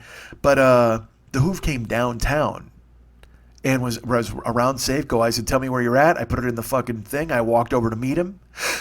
He was there. He goes, hey, man, there's an all-night diner that I know of. It's a fantastic place. I said, it's great. He goes, they only close on Christmas. Like, that's the only day of the year they close. I said, I'm in. And I told him about the show. I found out about him. And, he's a DJ. He said he does the Chibacabra stuff, which is fucking amazing. And he went to Japan. So we started exchanging Japan stories because he got to go tour over there, and he got to play a bunch of clubs. And, he's got his regular life too, but then he's got his DJ life. And it was good to see him, because I'll tell you what, I love that guy. He was so nice to me. I hung out with him when I was in Seattle the last time, and to see him this time, and he was just excited to see me. So it's I love coming to cities and seeing you guys. I mean, I love coming in and seeing people. It's like if I go to Austin, I want to see Jen and Dustin Svalik. I want to see them and talk to them. And every city's got a person or people that I remember from when I was visiting, and I'm excited. So I mean, if I go back to when I go to Boston, I'll see Andrew Bennett and I'll see Michael Caldwell, and I had a good time with people hanging out, and it was fun. Every time I go, like I said, I see John Floor whenever I go out. If I go to Toronto, I'm going to see Kenny and John, and you guys are my friends. So to see Paul, to see a friend was really great, especially after a show that I just went, I saw alone, and I was pretty gassed. But we go to this diner, and we park outside, and we go walking up, and it's completely dark. Like, I mean, you can't see inside. And he goes, I think that's just the shades. And I go, why would they have the shades down at night? And we walk up, and there's a sign. It just says, closed for repairs tonight only. We apologize. They don't close at all, folks. I don't know if I reiterated. They close no nights at all except for Christmas. We go walking up. It's closed that night. On a lark.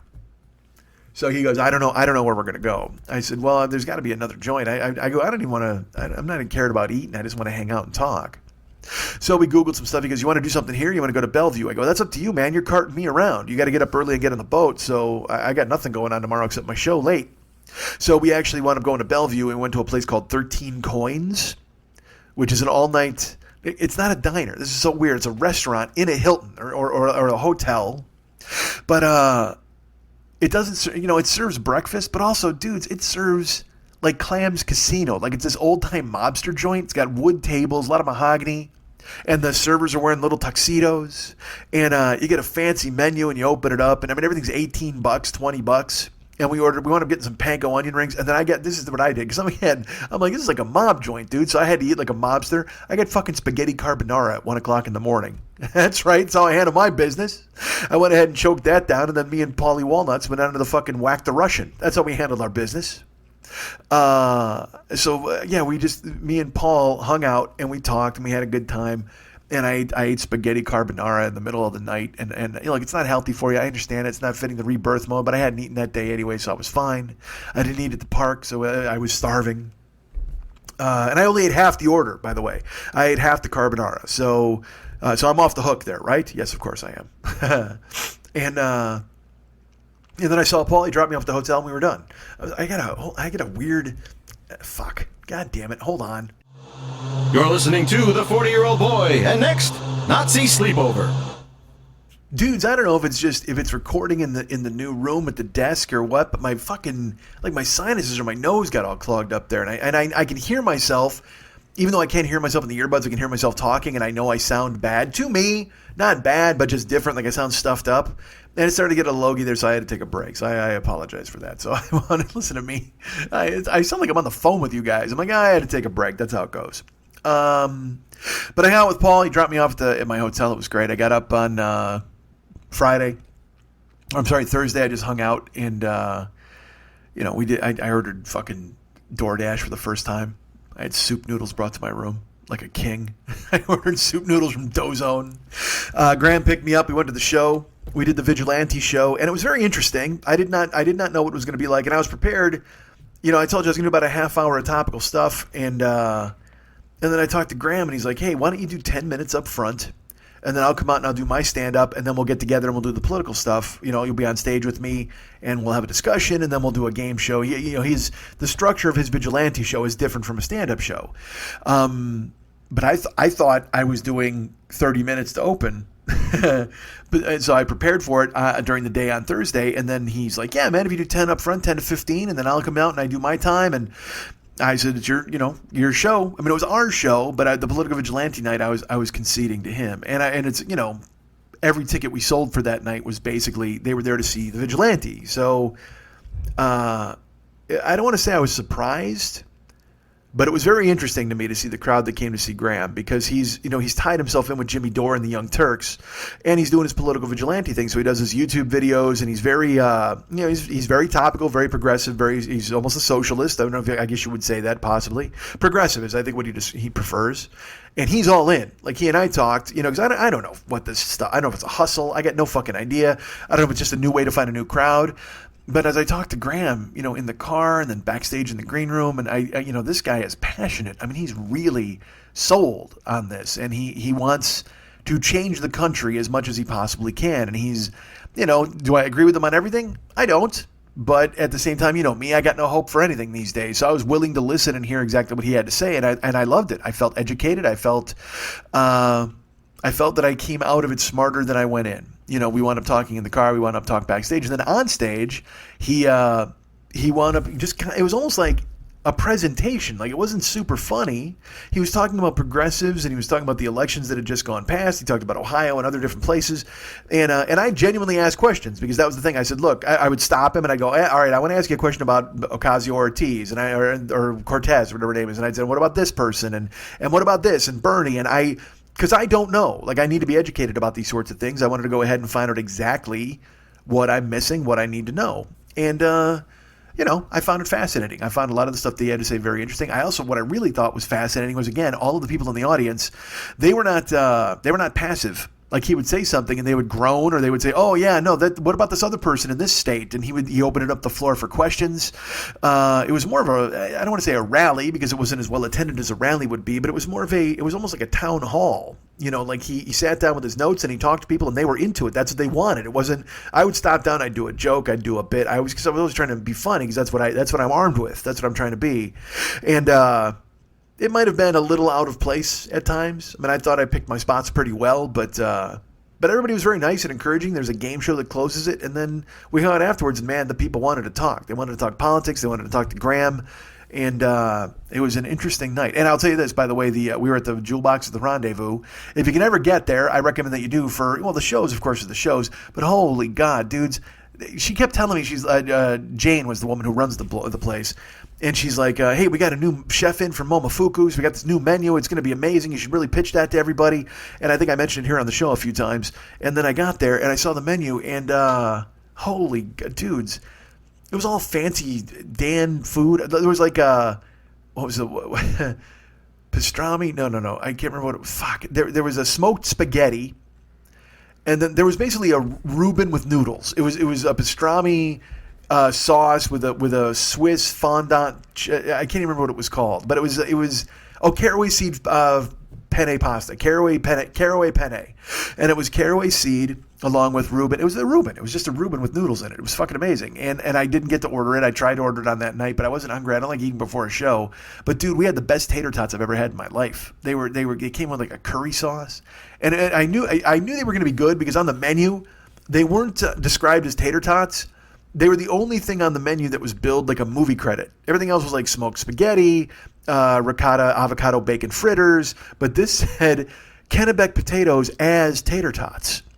So there was no questioning. There was an audition period. This isn't one of your starchy Boise Whites. These are Kennebecs, motherfucker. That's all you need to know. The red potatoes, they had their audition and they lost. The Kennebecs won, and they have been cast in tonight's menu as the tater tots. And Graham ordered them, and he, I wasn't going to eat them because I don't eat before a show, but he's like, you got to have a couple of these because these are the fucking best tater tots I've ever had. And he wasn't lying. They were damn good. And I was excited to eat them because and again, I don't usually eat before a show, but then it turned out I was only doing 10 minutes anyway. So it was more like a night off, but that was fine. I was cool with it. And the crowd was real nice. Everything was great. The next day was Friday. I had to go Pearl Jam again, like I said. Also, Gio, Giovanni, super fan Gio, not super fan of me, but certainly super fan of others. He reached out to me and he was like, oh my God, he used to live in Seattle. He's like, there's a bakery called Le Panier. You need to go. Le Panier or Le Panier. You have to go and get the Provençal and you got to get this broccoli tart. And then there's and I'm like, all right, dude. Because I'm telling you, if I showed you the text, he was like, the Provençal is like the seventh flavor you've never discovered. It's so good. It's unbelievable. And, I'm usually wary of people with their food recommendations, but I mean, he was so adamant about it. I'm like, all right. So Le Panier was downtown. Because there's another thing. I was supposed to go for roast pork with my buddy Wayne. Wayne's a listener to this show. And he had contacted me. He's like, dude, we're totally going to go for roast pork when you're in town at this place called Un Bien. And I'm like, I'm in, buddy. Let's do the roast pork. And I contacted him and he was like, yeah, how about Saturday before the show? I'm like, I kind of don't eat before a show, but I mean, I can eat Wednesday or Friday before Pearl Jam. He's like, I got work, so it's probably not going to work out. And then Wayne was just immediately like, yeah, so I guess we'll do it another time. I'm like, Wayne, I'm not in Seattle a lot. So, I mean, and especially when you say roast pork, I think I said on the show before, there's only like 2-word phrases, roast pork and shaved pussy. I'm in. Mouth open, mouth watering. But he was like, yeah, I can't. He couldn't. I mean, he's got a real life because that's the thing. I'm hiding in a hotel room all the fucking time and he's got a real life. So I did not get roast pork at Un Bien, but I guess next time Wayne and I will do that. But this Le Panier, so I didn't want to miss Le Panier. If I couldn't get Un Bien, I had to get Le Panier. But it was downtown Seattle, and it turned out, I contacted Mike, who was bringing me to the Pearl Jam show. And, it's not like Mike's done enough for me already with a laptop and then a fucking ticket to the show. I have to make him into a fucking pastry errand boy. And I contacted him. I go, hey, where are you staying? And he told me, and it turned out it was like near the bakery. So I'm like, hey, dude, can you go to Le Panier and get me this and this and this and this? And he's like, yeah, absolutely. I can grab that. He goes, yeah, just give it to me. We'll pick you up for the show tonight. So Graham and I picked him up. He gives me the bag. I go to pay him and he won't take any money. I'm like, dude, I didn't order macarons as well as Provençal and an almond croissant.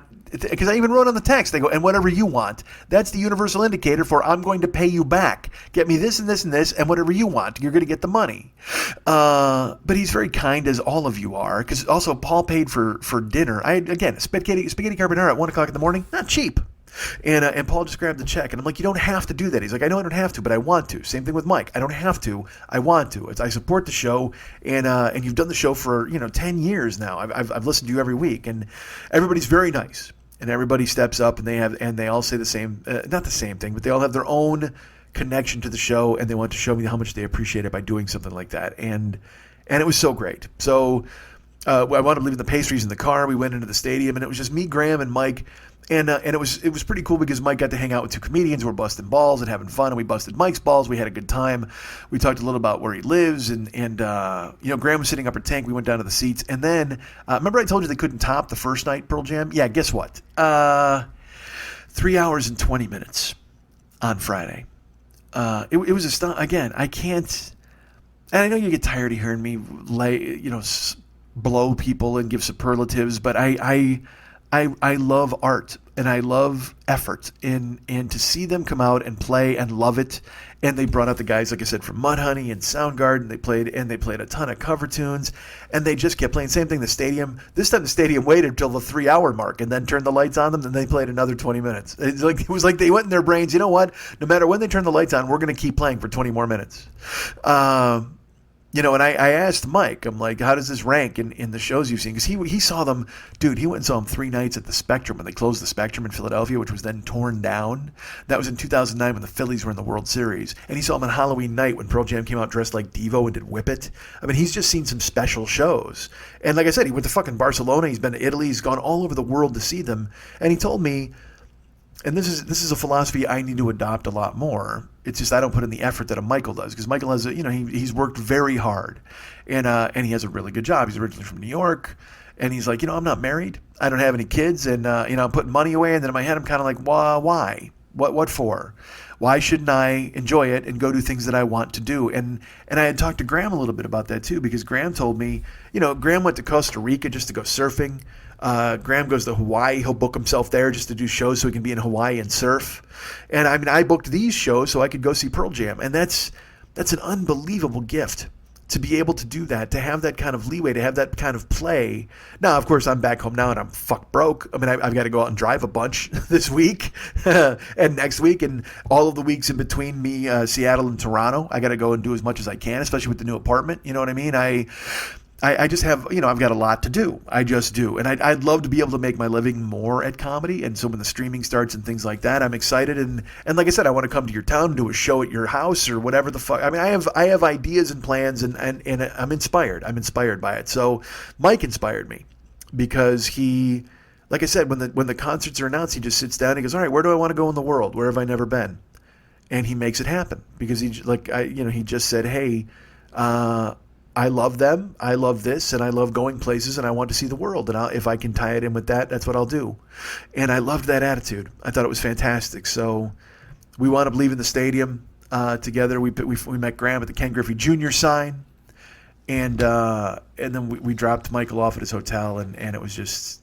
It was just, again, a magical night. It was fantastic to spend time with a new friend, Michael, a guy who's been so generous to me, and I was able to meet finally in person and thank him and tell him, and he bought me bakery stuff. He didn't have to fucking do that. It made me feel weird, but not really weird. It made me feel generous and blessed, if you can use the word blessed. I'm lucky. I blessed in the, and you know me. I don't know what's going on upstairs, if there's a Jesus or whatever the fuck. I'm honored that people think enough of me to include them in their lives. You guys, anybody who listens to me, like I've written many times, anybody who's ever listened or laughed, I owe you. Because you've made this possible, and I'm not rich, you know what I mean. I'm not, I don't have a giant mansion and infinity pool, but I've got you guys, and I've got like I said, my apartment is new, and I've got Rebirth, and I'm excited. And anytime I can go have dinner with a Paul and have spaghetti at fucking 1 a.m. and just laugh, that's so valuable. Anytime I can go just with Mike. To the concert's the concert. That was beautiful and fun, and we had a great time. But also to be able to meet him and bust his balls and learn about him and learn about his family and learn about where he grew up in New York and his brothers and all that kind of stuff. And now that I say this, his brothers, in my head, I'm like, did he have brothers? I think he did. I might have been thinking of somebody else.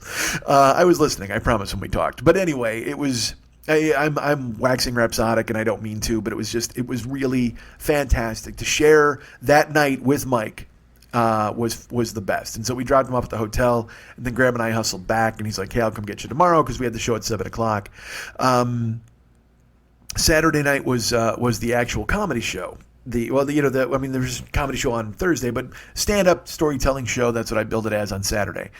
And I won't lie to you. I was in my head a little bit because I purposely wanted to follow Graham because I wanted to test the strength of what I do following another headliner. And a guy who's been headlining for 10, 15 years and a high energy headliner at that.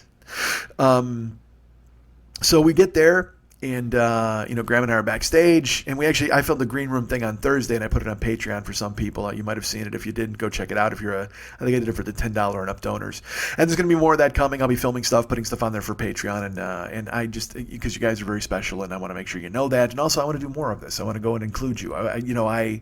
I have some ideas and plans for the coming weeks, and I say that every show, but I really do. I'm trying to get my apartment squared away and try to make, again, I got to drive a bunch because I got to make a bunch of money. But yeah, so I have ideas. So Saturday, we go to the gig, and Jason, the stage manager's there, and he's a really nice guy, laid back, and we go in the green room, we wait. And like I said, it was important to me to test myself. I wanted Graham to go first so I could go after him and see, test myself following a high-energy headliner, a guy who's been a headliner for 10, 15 years. And so he got introduced, he went on stage, and he was crazy high energy. The room was pretty full, and I would say roughly more than half of the people were there to see Graham. People repeated from Thursday. Some of the political people came, and his stand-up was very...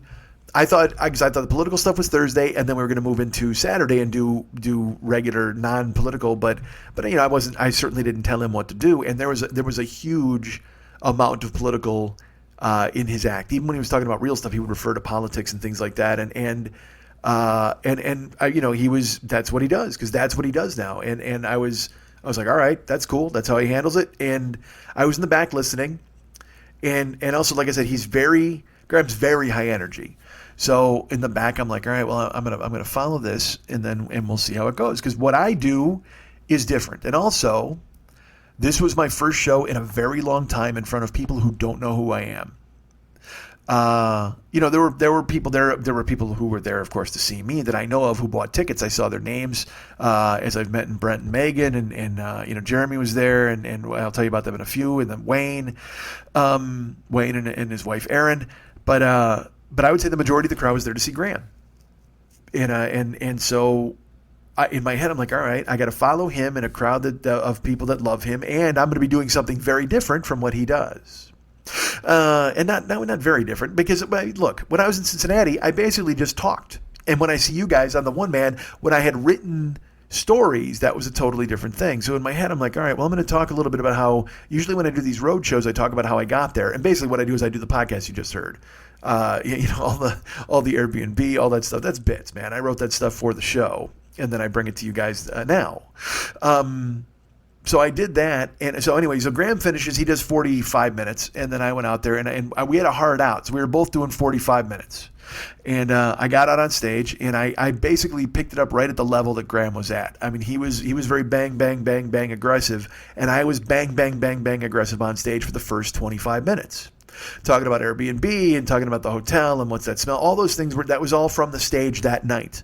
And I don't know if it's showing you a magic trick to tell you that, but I mean, fuck, I wrote that stuff. So I mean, Christ, there's enough stream of consciousness in this goddamn show that I don't need to apologize for having written bits. And maybe you want more written bits. Who knows? Write me. Tell me if you prefer if I structured a show and wrote it.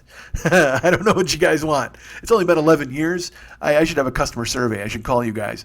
Hello. Hi, I'm calling from the 40-Year-Old Boy podcast. Would you be willing to submit to a 5-minute survey for quality assurance? So I went up after him, and I basically served what he had left. I mean, I did all that stuff. And then at the 25-minute mark, I segued into a story.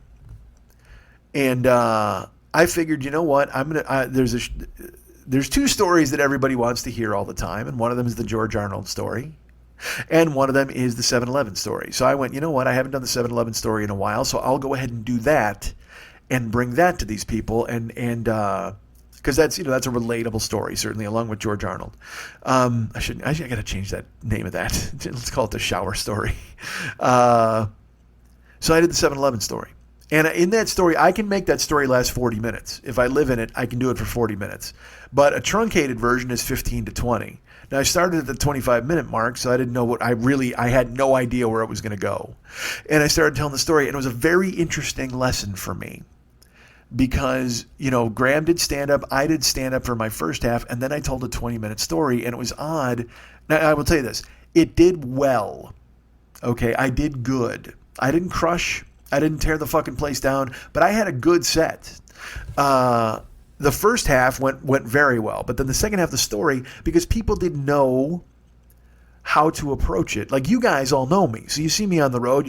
I'll just throw out anecdotes. I'll go here, I'll go there, I'll spin all over the place, and I'll do that. Well, I was a little more focused in the opening stand-up, and then I said, well, I'll focus on the story, and I told the story, and but it's a 20-minute story. I mean, there's laughs throughout it, and it got laughs. But here's the thing: it was not a failure. It was a mistake by me as a performer. Not even a mistake. How would I put it? It's just people didn't know what to expect. So if you launch into a 20-minute story after doing 25 minutes of bang bang stand up, you got to kind of bring them into who you are as a person. Like as I told the 7-Eleven story, you guys know how it goes. And if you don't know, if you're new, basically I had a job at a convenience store and things went awry. That's all I'll tell you. I'm not going to blow it here. But as I'm telling the story, there are beats to the story. There's they come in once, they come in twice, they come in 3 times, and it winds up being a bunch of beats. And the audience, instead of seeing the humor in what was going on, I think, because again, let's put it this way. This is another good way to look at it. When I initially told that story, I told it on the podcast. You all heard it through the podcast. So you know the story. So when I tell it live, you can rejoice in it and revel in it with me because you know where it's going. You can appreciate the telling. You can appreciate the journey because you understand the ending. A room full of people who've never heard that story before don't know how it's going to end. The only thing they know for sure is that I'm not going to die, because clearly I'm here telling the story. But if I tell a story about falling asleep in a convenience store and being robbed, spoiler alert, they're waiting for me to get knifed. They're waiting for me to get jacked, and they don't know where it's going. So they laughed at appropriate places, but also at the same time, when I started to explain, they came in a third time, they stole this, they did this, it was a really interesting social experiment because the people had empathy and they felt bad for me rather than seeing the humor in what had happened. So even on the beat, the wrap up, when I look at the manager and I talk to the cops, even on that, they were kind of like, oh, because I got fired, and they were like, they felt bad for me, and in my head I'm like, you don't have to feel bad for me. It's okay to get fired from 7-Eleven because now I'm here telling the story. I'm here doing this. It was this thing where I kind of had to hold their hand through the end of it and go, no, it's okay to laugh. I mean, it's just, but they felt, and I don't want to say it's a fault in the telling. It's just the fault in the telling was that in not explaining that these kinds of things happen to me, and here's one of them. You know what I mean? There was no preamble. I didn't go, hey, here's the thing. I do a podcast and I tell a bunch of stories about a bunch of crazy shit that's happened to me. Here's one of the crazier stories that's ever happened to me. And then tell it. Or some sort of thing where I just go, hey, I'm a guy that weird things will happen to, or I've lived a lot of weird experiences. Anyway, I've got to figure out a way to couch it for people who don't know me. Especially after doing 25 minutes of bang bang stand up and then just trying to take them into a 20-minute story that has very interesting beats. I loved it. Because here's why. I proved to myself that I can make strangers laugh, which was very important to me.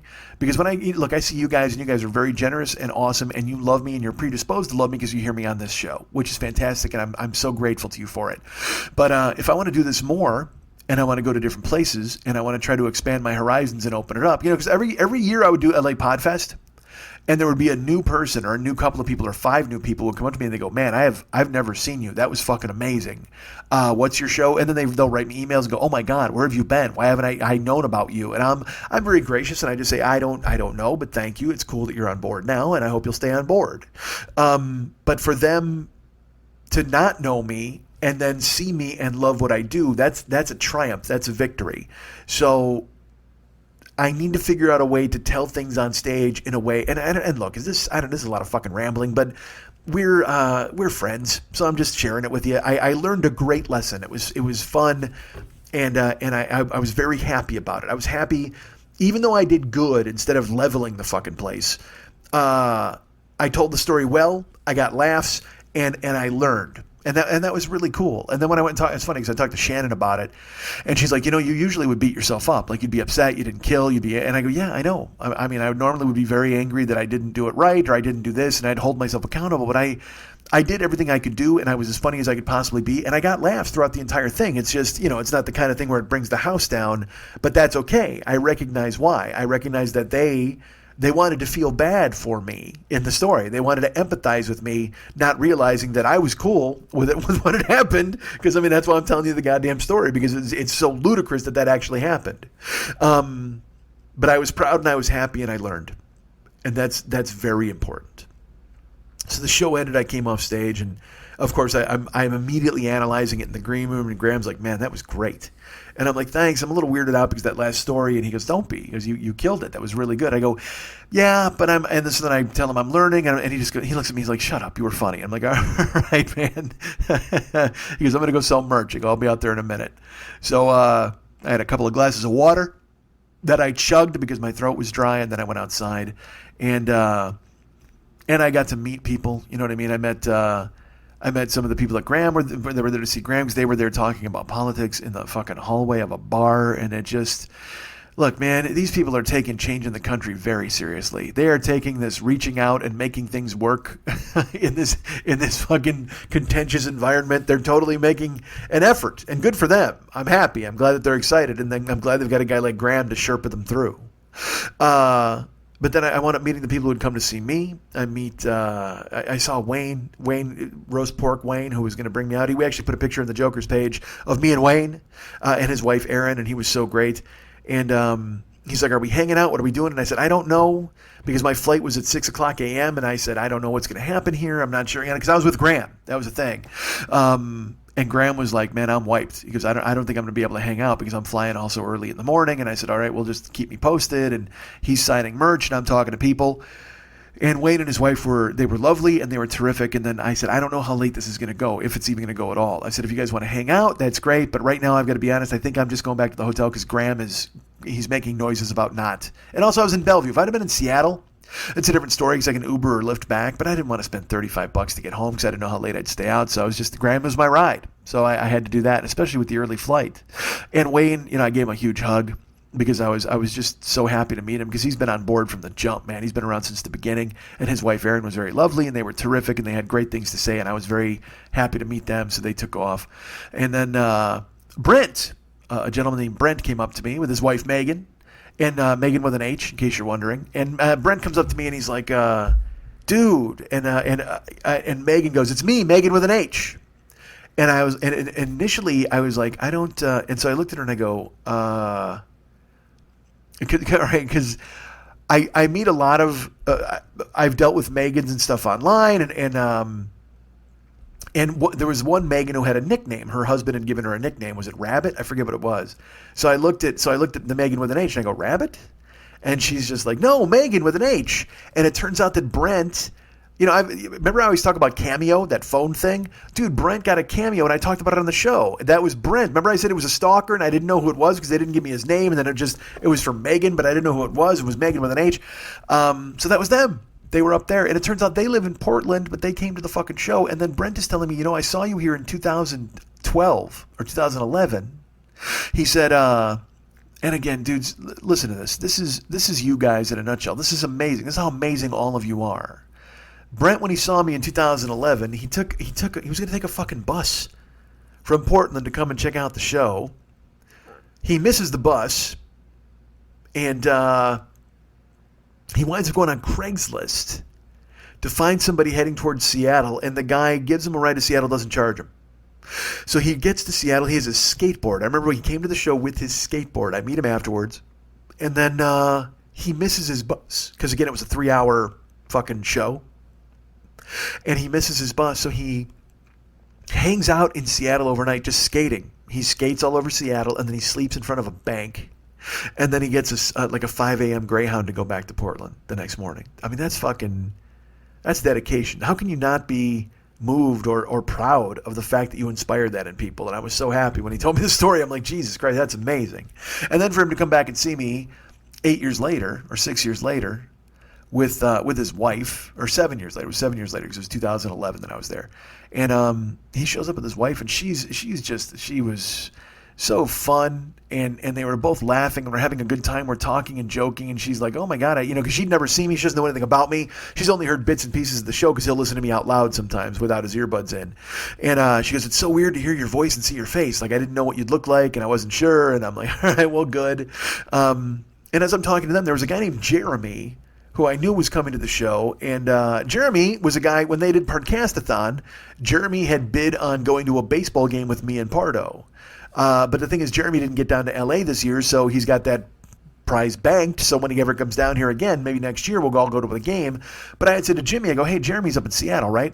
I'll reach out to him while I'm up there, and maybe we can go have some dinner or something. So I did.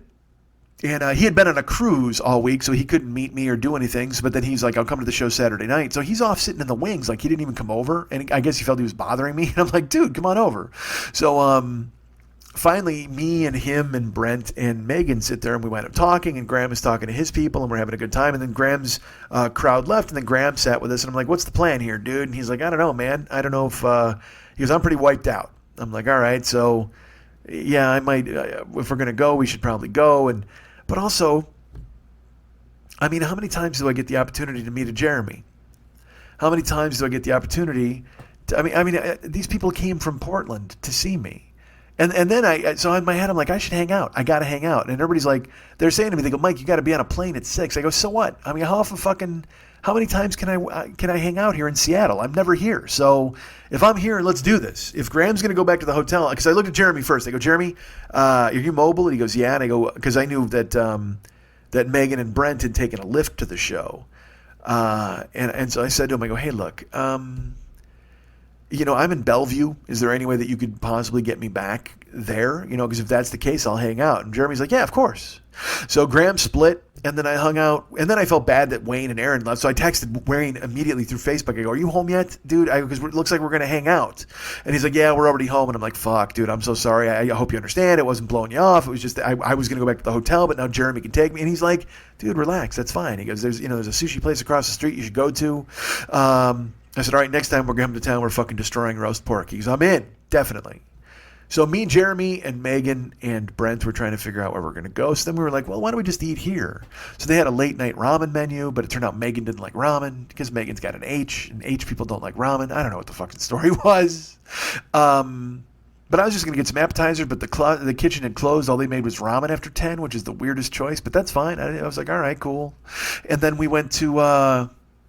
and then I said to Jeremy, I go, hey, look, can you take these two to wherever we're going to go, and then they'll take a lift or whatever home? And he goes, yeah. And again, it's not my town. So he's like, would you want to go here? You want to go to Bellevue? And I go, well, look, I said, I know that 13 Coins joint is open in Bellevue. And God knows I'd love spaghetti carbonara, so let's fucking go there again. And he was on board. And so the four of us went in Jeremy's car. We wound up going to 13 Coins, and we hung out. We ordered French fries and bacon gravy, and I ordered chicken fried steak. I ate half of a meal.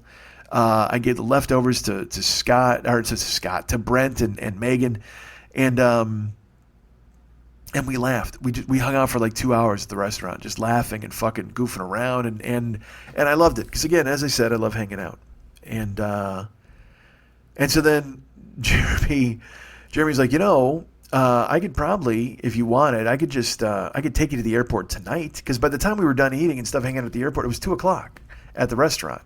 And he goes, I could take you to the airport if you didn't want to waste time. Because I had to take a lift because Graham bailed on me. Graham was supposed to take me in the morning. He's like, dude, I'm wiped out. There's like no way I can get up and get you in the morning. Because his flight didn't pan out, so he was flying later Sunday night. And I said, all right. So then Jeremy, I figured I'd just get back to the hotel and take a lift. But then we were at the restaurant. We were fucking around. We were there for 2 hours. We were having a good time. And then Jeremy just goes, hey, man, if you want, I can take you to the airport tonight if you want to just crash in the airport.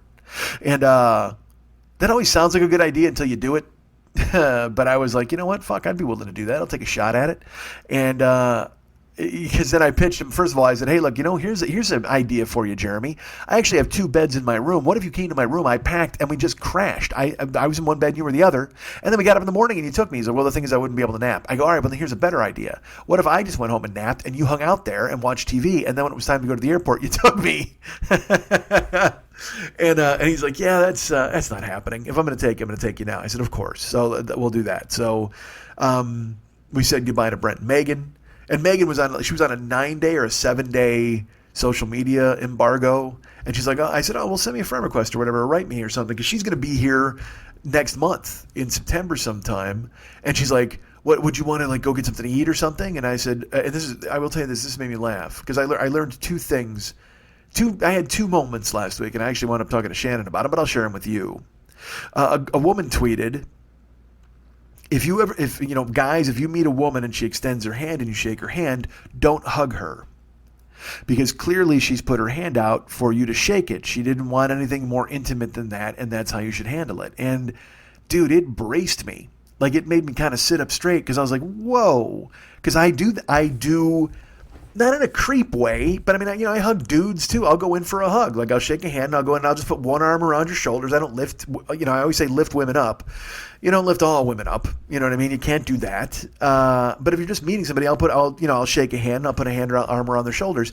And so it made me go, man, I don't want to be a creep, so I have to go ahead and stop doing that. You can't just, it's not an invitation for physical contact. You just shake hands. Because we're all learning now, folks. In the time of Me Too, all of us are learning. So I learned that, but then also Megan said to me, she's like, "Hey, I'm going to be there." Megan with an H. She goes, because she's from Orange County. She's like, "I'll be there next month. I'm going to be seeing my family and taking care of my grandmother. So if I'm in town, like, did you want to like maybe get lunch or something or hang out?" And I said, "Yeah, that sounds fun." And I looked at Brent and I go, would that be something? Are you cool with that? Would you be okay? And Megan goes, "I'm my own person." And that was a life lesson for me because look, I won't lie to you. I'm still gun shy in my head. When I was dating Jill, every guy was floating around and every guy was trying to get her to go out, and she'd text me. She was at lunch with a dude or she was hanging out with a guy, and I didn't like it. I mean, quite frankly, I fucking hated it. And so, there'd be guys I didn't even fucking know who they were, and I'd go, "Who are you with?" And she'd go, "Oh, you don't know him." And I'd be, what the fuck do you mean I don't know him? Tell me his fucking name. I'd say it like that. I'd be like, "Well, honey, you should probably tell me. I mean, I'll know him if you tell me who he is." "Well, but no, you don't know him. He's an old friend." And I'm like, "Well, tell me his name." Like, dude, I went through that shit a fucking ton. All right, so in my mind, I don't want to hang out with someone's wife unless he's cool with it. But then of course he's cool with it. He's listened to the fucking show for, over 10 years. He's seen me live twice. He meets me.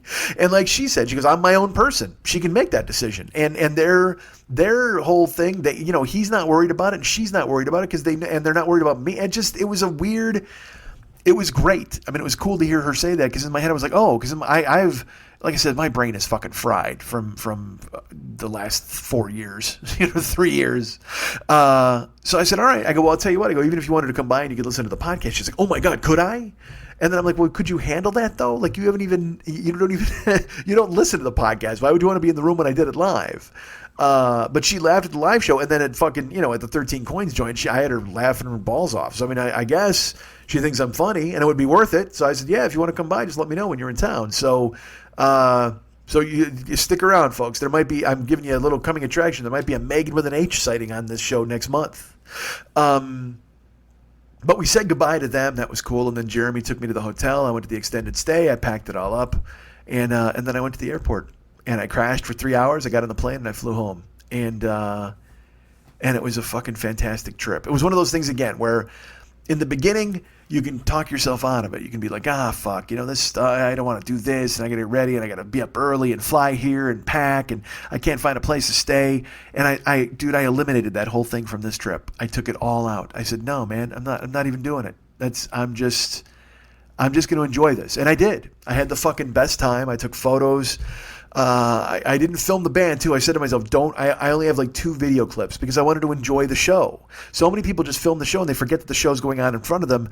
And I only filmed them twice. I have 2 video clips. I know 3, not 10. I filmed the whole show. Anyway, I'll have a bootleg. I'll sell it later. No, but I wanted to be present. I wanted to be in the moment for all of it. I wanted to enjoy the show. And also, here's this thing. I may have, like I just said, all the people I hung out with after the show. You know who I didn't hang out with?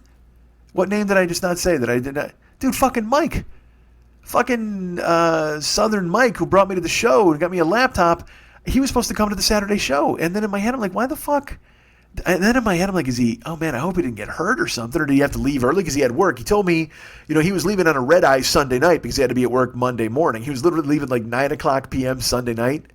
And he loses 3 hours in the air and he had to go right to work at 5 a.m. So, I mean, he would have just been fucking wiped out. So, I was going to text him and then I go, well, maybe just, and then in my head, me, I just go, man, he must have hated it. Like, I mean, he must have hated the fucking show, and he doesn't want to stick around and tell me. And now I'm mad that I let him down. I mean, this is a guy, again, he's listened to the show forever. He gives me a laptop. He brings me to Pearl Jam. And then, and maybe he wasn't too thrilled about watching me learn a lesson on stage about telling stories. Maybe he wasn't on board with it, and it wasn't what he expected, because he didn't get to see me. I did play, he lives in Atlanta. I'll just tell you. So when I was in Atlanta, he didn't get to come to the show, whatever that was, 6 years ago. So this was his first time seeing me. And then when he doesn't show up after the show, in my head, I'm just like, fuck, dude, that's no good. He must have taken off because he hated it. So I wound up not even being able to text him until like the next day. And I'm like, hey man, I'm home. I got home to LA, and I said, I don't know what happened. I don't know how I lost you. And he's like, no, man, I was there. He goes, I wound up getting a standby flight, and I had to leave right away. I couldn't even hang out to shake hands. I went right out the door. And so I'll have to take his word for it that he enjoyed the show and he thought it was fun and funny. But regardless of that, at least I was able to tell him in person how much his helping me, helping the show, caring enough to listen, caring enough to reach out and support financially and personally meant to me. And that's the thing I like to do whenever I go anywhere, to tell Brent and Megan, to tell Jeremy, and now Jeremy is on board with Patreon. He signed up after I left, and I'm excited to go to the baseball game with him next year when he comes to town. And that's why I want to go everywhere and talk to everybody and thank you guys. It's been 10 years, man. 10 years of doing this show. I'm into 11th year, and anytime I get to look you in the eye and shake your hand and not go in for a hug, as we've learned, is going to be the best. So I've got Toronto coming up next month. I'll talk about that on the other side here, and anytime I can get anywhere where you guys are and I can tell you to your face exactly how much it means to me that you've listened to the show this long and that you're on board, I will take that opportunity and I will live in it and I will enjoy it, and I will not tell myself it's a hassle, and I will not tell myself that it's not something I want to do and talk myself out of it. I will be present. And I will be in the moment, and I will take your hand, and I will look you in the eyes, and I will thank you for everything you've given me and for allowing me the opportunity to travel to Seattle, see Pearl Jam, and do a couple of shows, or travel to Toronto and throw axes and go to a Blue Jays game. And goddamn, it's just, it's a good life. I can get in my own way sometimes, and I can tell myself it's the wrong thing, but goddamn, it's a good life. And thank you. You guys have been there for me, and you're still going to be there for me, and I'll be here for you. Let's be here together, and let's have a good life together, man. I sound manic depressive and weird, like this is a good moment for me, and next week I'll be like, boo-hoo, everything sucks, and I don't mean to be that guy. I'm genuinely excited about the way things are going. Again, my apartment, and whether my earbuds work or not, and coming to see you guys, and I feel in a good place with the show and with telling stories and going out and doing live stuff, and with Twitch coming up and streaming. I mean, man, I'm excited. And I hope you'll come along for all of it. And I can't wait to do live stuff and look you in the eye and tell you personally exactly how much you mean to me. Because it's a good life. Thank you. Click. Tacos. You guys can get me at MikeandMikeSchmidtComedy.com. You guys can be my friends at Facebook.com/The40-Year-Old-Boy. You can follow me at Twitter.com/The40-Year-Old-Boy. You can follow me at Snapchat and Instagram. That's right, I'm over there at Mike40YOB, Mike40YOB, Snapchat and Instagram. I'm over there. Go ahead and check me out, please. And the Twitch channel is The 40-Year-Old-Boy. It's and it's number 40, so it's THE40 and then year-old boy. But you'll find me on there. Go ahead and subscribe to the Twitch channel, and that's going to be live soon enough. As soon as I can get Jaden over here, and as soon as the apartment gets done. I may stream some podcasts. I don't know what I'm going to do, man, but I am excited for all of the fucking possibilities. So subscribe to the Twitch channel. I'd love to have you over there. And again, like I said, that's Facebook, that's Twitter, that's Snapchat, that's Instagram. I'm all over the place. Go ahead and check me out. I'm bad. I'm nationwide. Please be there for me. Ryan Dirks is the web guy for this show. He does all the cool ass stuff that you see on there. He builds our website like a Tetris puzzle. You can find him at facebook.com/Ryan Dirks and thank him for the good work he's done on the new MikeSchmidtComedy.com. If you haven't gone over and checked it out, please do. It's out there. It's amazing, and it's all great work by our friend David Hernandez, who I will talk about in just a second. But first, superfan Giovanni Giorgio Peluso, not super fan of me, but super fan of others. He is our tech guru. He built the YouTube channel. He convinces me and tells me the things I need to do. Now that I'm a cord cutter, he's telling me how to get my TV and what internet I got to get for the best streaming. And he's my go-to guy, and I appreciate that. He's the best. You can find him at facebook.com/Giovanni Giorgio Peluso, and you can hear him on all of his podcasts. He is he hosts the Get It On Geo podcast, the Get It On, and also the Outdoors FAQ podcast. You can find him on that. He does all the love line stuff where he puts together all the old love lines. He finds all the tapes. He scrubs them. He nurtures them. He does everything he can to make them polished up and beautiful for you to listen to and put them into your naked, steaming ears.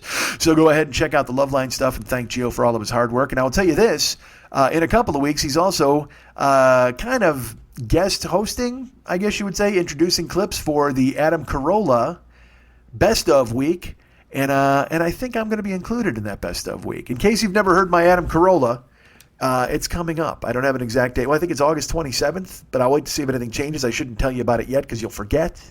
But if you never heard my appearance on Adam Carolla, you'll want to check that out because that's coming up, and it was fun. I had a great time, and I'd love to go back eventually. And you guys who write and go, hey, you should go back on with Adam, or go on with Joe, or go on with all these other people. Yes, you're absolutely right. Let's see what we can do. But go ahead and listen to that. Well, I'll get you when the date gets closer. I'll tell you for sure when it's going to be. But that's Gio. He does all that cool ass stuff for us. He's the super fan of Adam Carolla and a super fan of others as well, but not me really. But he's just my friend.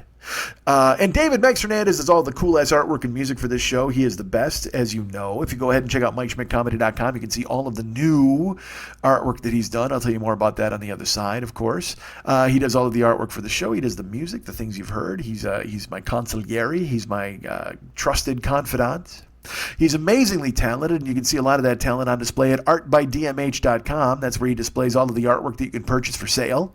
He's got Guy-Cons, he's got Valscapes, he's got custom artwork that he can do for you. If you want something special, if you think to yourself, you know what, can you paint a painting of yourself, painting a painting of yourself, painting a painting of a Valscape? He can make that happen, goddammit. If you said, hey, can you do me a favor, can you paint my face on a grain of rice and deliver it to me in a Jack Burton truck? He can probably do half of that. He can go grain of rice. I don't know if he's got a Jack Burton truck. Checks in the mail. But he's all those things and more. So if you go to artbydmh.com and you want custom artwork, he can do it. He can sell you any of his pieces that he already has that are on display there at the site. Reach out to him. Let him do your work for you, because I can tell you he does amazing work. You see it every week on this show. You can go see it at artbydmh.com. He's there. Send him some money and he'll send you something cool. That's artbydmh.com, ARTBYDMH. That's David Hernandez at artbydmh, ARTBYDMH. I'm going to say it one more time. David Mex Hernandez, artbydmh.com, ARTBYDMH.com.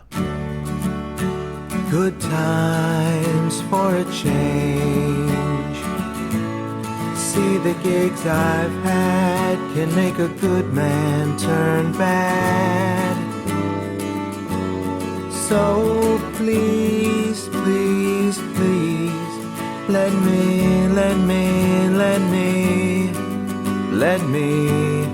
get what I want this time.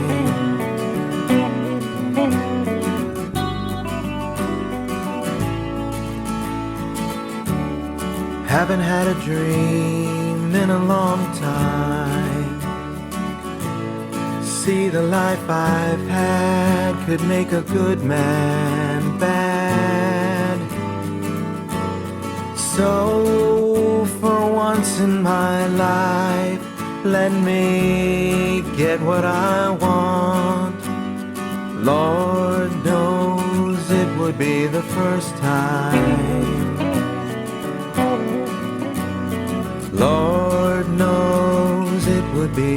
first time.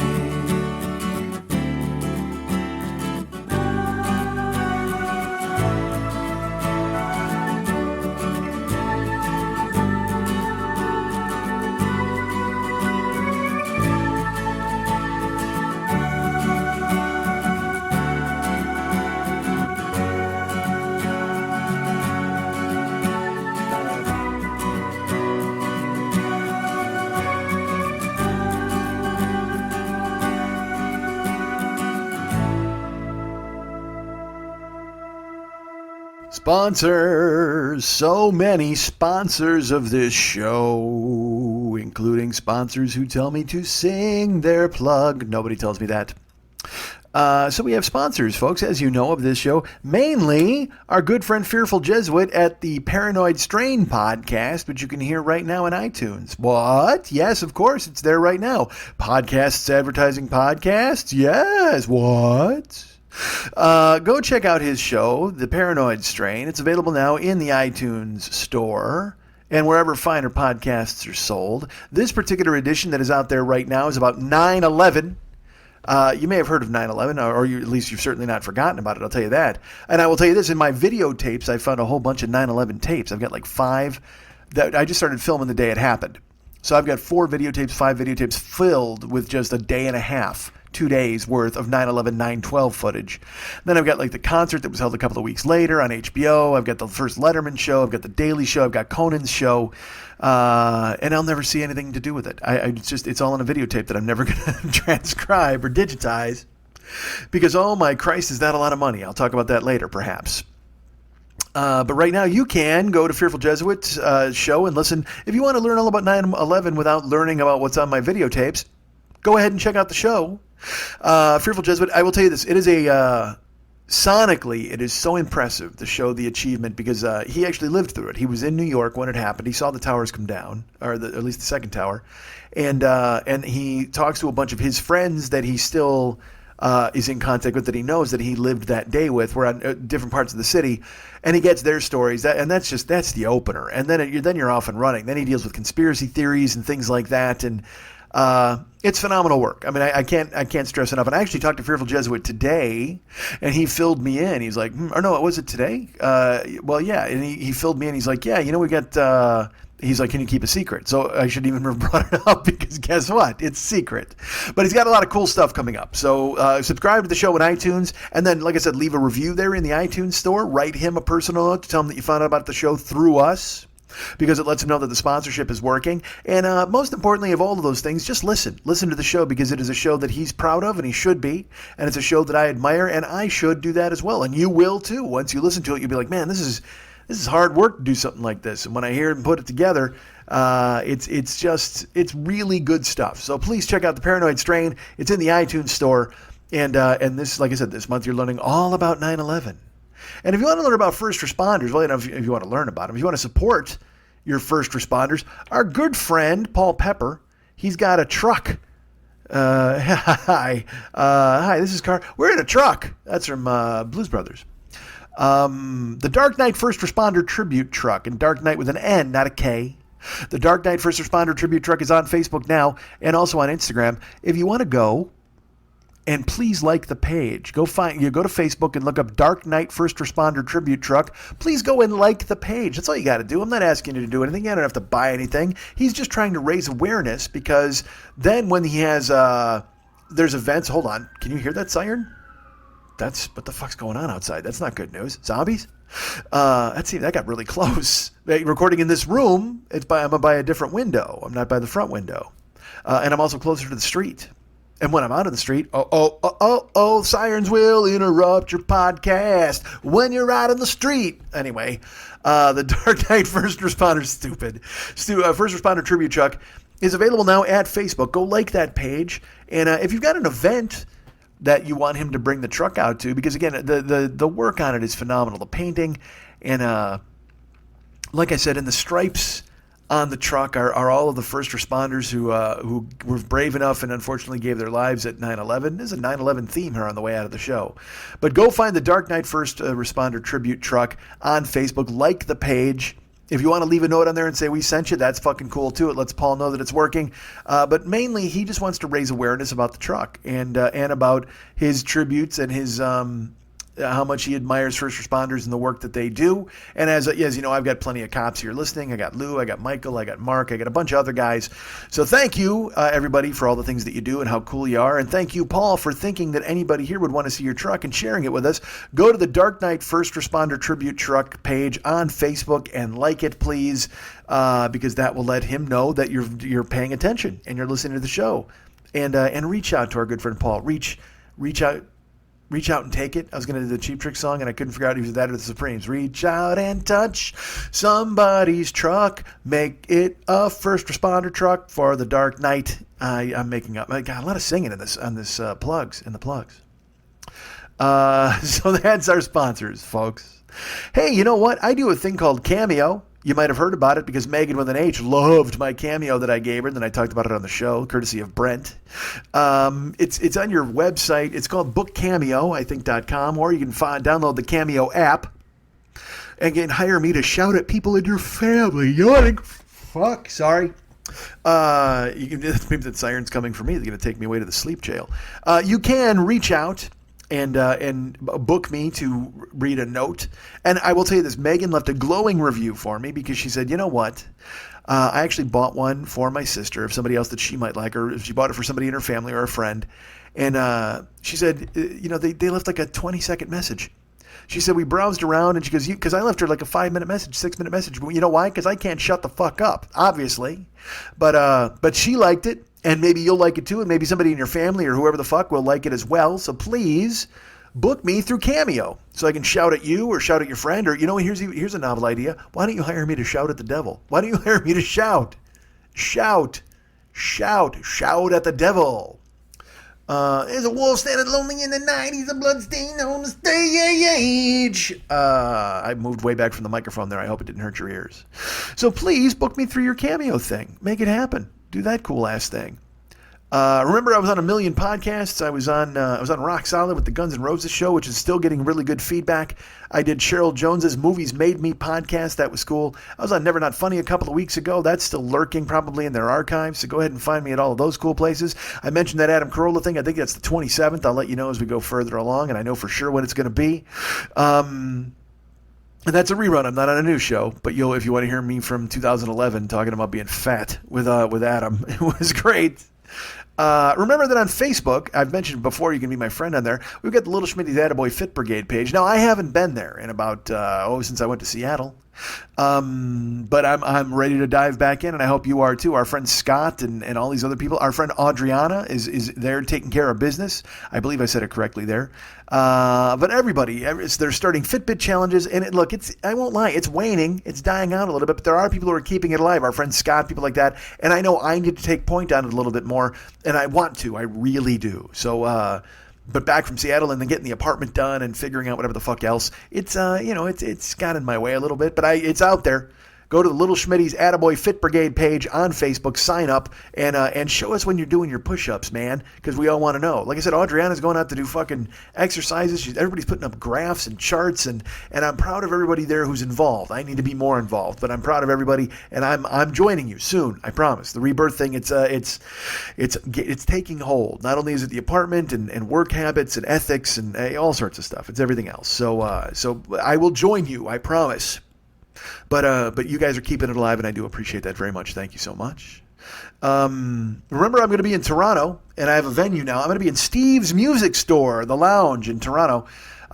It's our buddy Rick Wellbanks is the coolest, and he wound up securing the attic or the lounge upstairs in his music store where he works, and I will be there doing a show. I'm there the 17th through the 22nd of September. I'm not sure what day we're doing the show yet. I think it might be the Wednesday, possibly the Thursday. And here's what I'm going to do, Toronto, because everybody's so cool. A bunch of people from Toronto came down to see me in Cincinnati, which was really nice, and I appreciated that very much. So Toronto, I don't think I'm going to put tickets on sale for this show. I think I'm just going to do a show. And if you guys would, if you want to pass the hat or if you want to throw in something or whatever, because I'm staying at Ken's house. I'm coming out. I'm flying out. It's going to be I usually book these shows because they cover the trip and stuff like that. But I'm coming out to have fun, and then I'll do a show on top of it. And so I don't think I'm going to put tickets on sale. If I do, they're going to be fuck. Now I'm already going back on it. Fuck it. No, I'm just doing a show. I'm doing a show in Toronto. Come on out, and it'll be a pay what you can show. We'll do it that way. Usually I charge $20, but we'll do a pay what you can. We'll pass the hat. And, you give me cash that day or don't even. Just come to the show and have a good time because we're going to hang out at Rick's work. It's the Steve's Music Store, the lounge, and I'll go out, I'll talk. I mean, I might just hang out with you guys, but I might go on stage and maybe tell some stories, whatever. We'll figure it out. And there will be all sorts of activities during the week, too. I know we're going to a Jays game, and there might be Vice involved, I've been told this time, because there wasn't Vice the last time. We kept it very wholesome. But perhaps we'll go visit a Canadian strip club. Perhaps we'll go visit a Canadian comedy club. Perhaps we'll just sit around Ken's house and have a Canadian club. Who knows? All of those things are in play. But Toronto, I'll be at Steve's Music Store Lounge the week of September 17th to the 22nd. No official date just yet, but I'll have it. But start thinking about it. Thinking about coming to town. And like I said, it's I'm going to it'll be a pay what you can show. We'll do it that way this time because Toronto's been good to me and I love coming back. So we'll work it out that way. Please go to our website, MikeSchmidtComedy.com. We've got the Joe Business page, which is the merchandise page. Go check it out. We've got stuff for sale that if you don't have it, you'll probably want it. And the most important thing, though, is there's the Amazon link on there. Go ahead and click the Amazon link, please, and we get money, they get money, you get stuff. It works out perfectly. You're using Amazon anyway. Jeff Bezos isn't the richest motherfucker in the world for nothing. You guys are out there and you're giving him money for all this click and clack. That's the second reference of click and clack in the show. But please use our link because then we get a taste of it, man. We want a taste of the gig. We just want to wet our beaks. That's all we want to do, man. We just want to Don Fanucci. We want to wet our beaks for the Black Hand. Just go ahead there and we get money, they get money, you get stuff. And then eventually you can just kill me in my hallway as you turn a light bulb the wrong way and then you leave me laying there and you disassemble the gun, you throw it down the fucking chimney. And then you buy another gun from Amazon. See, go ahead and buy a gun on Amazon. Shoot me in my hallway after just turning the light bulb so it's off. And then run on the rooftops and disassemble that gun and then go buy another one. Do the whole thing all over again. Kill all the Dons. Starting with me, the Fanucci of this show, the Black Hand. So please, I'm an idiot. But go and use the Amazon link. We get money, they get money, you get stuff. It works out perfectly for you. It works out very well for us. And then you get to look around at MikeSchmidtComedy.com and see the cool-ass new website with all the badass oil paintings that our friend Mex has done. They're so good. And let me throw this out to you. I need help. Folks, I'm going to throw this to you. As I've mentioned, I'm a cord cutter. So right now, I haven't watched TV in like a month. I didn't turn the TV on once in fucking Seattle. I haven't watched any Chopped or any of the TV's been out since fucking July 1st. So I'll watch sports online. I'll throw on stuff on my phone and watch the highlights of MLB games. But, with football season coming up, I got to get this fucking rectified. But the point is, here's what I'm asking you. Gio's coming at me and he's like, dude, you got to do YouTube TV and Netflix and possibly HBO Go. And I love all of these ideas. I've looked into them. I love the idea of getting Netflix for sure. But I also like YouTube TV. It looks interesting to me, whatever. But I need recommendations from you guys, what internet you use. Now, I have to recognize, of course, that the internet is going to be different here in fucking California because I looked and I can't get top speed because I'm in an old building and it's for grandfathers and that's fine. But tell me if you have any experience using what you like. I mean, Spectrum is the one I think I'm going to have to go with. I tried to get Fios and I can't get it in my building. I don't want to stay with AT&T, but I already cut, when I whack DirecTV, I want to cut AT&T loose, and I might even want to cut them loose on the fucking cell phone too. I mean, and I got people telling me to go to T-Mobile. I've had people telling me forever to go to Verizon. I don't know. So any suggestions are interested. I want to know what you're talking about. I want to know what you use and what you like. And now this show has turned into a bullshit thing where I reach out to you guys for fucking suggestions. Why? Why wouldn't I just be funny? Isn't it? I'm supposed to be funny at the end of the show. This is supposed to be a comedy show, and now I'm out, please, everybody, send me a suggestion for a phone. What the fuck, man? That's just, that's the shit you call your uncle for. You talk to your mom or your brother. And look, we're friends and family, and we're all tight and stuff like that, but the last thing you want me to do is use my national podcast to solicit for cable fucking recommendations or phone recommendations. Jesus, that's the kind of shit you post on a message board at your coffee house. You know what, folks? This show is no longer a podcast. It's just a fucking verbal cork board, and I'm going to stick a bunch of shit in it, and you come along and take a little slip of paper, and you contact me later for a piano lesson, or you tell me something about how you want my real estate, or you tell me what you think about fucking Verizon. Jesus Christ, how weak is that I would reach out to you guys for that kind of a suggestion? I didn't think that was going to happen. I thought it sounded good in my head. I'm like, hey, I'll go ahead and talk to these guys about that. But then it's like, fuck that, man. This is a goddamn entertainment show. You think Leno would stop that? Well, he's a bad example. You think fucking Conan O'Brien would stop his show in the middle and go, hey, what kind of chef's knife do you guys use? I mean, no, of course he wouldn't. He would do a comedy show about it. And then he would take you aside, maybe backstage, and he'd say, hey, what kind of chef's knife do you use? He'd whisper it in your ear because that's him. He's a professional entertainer.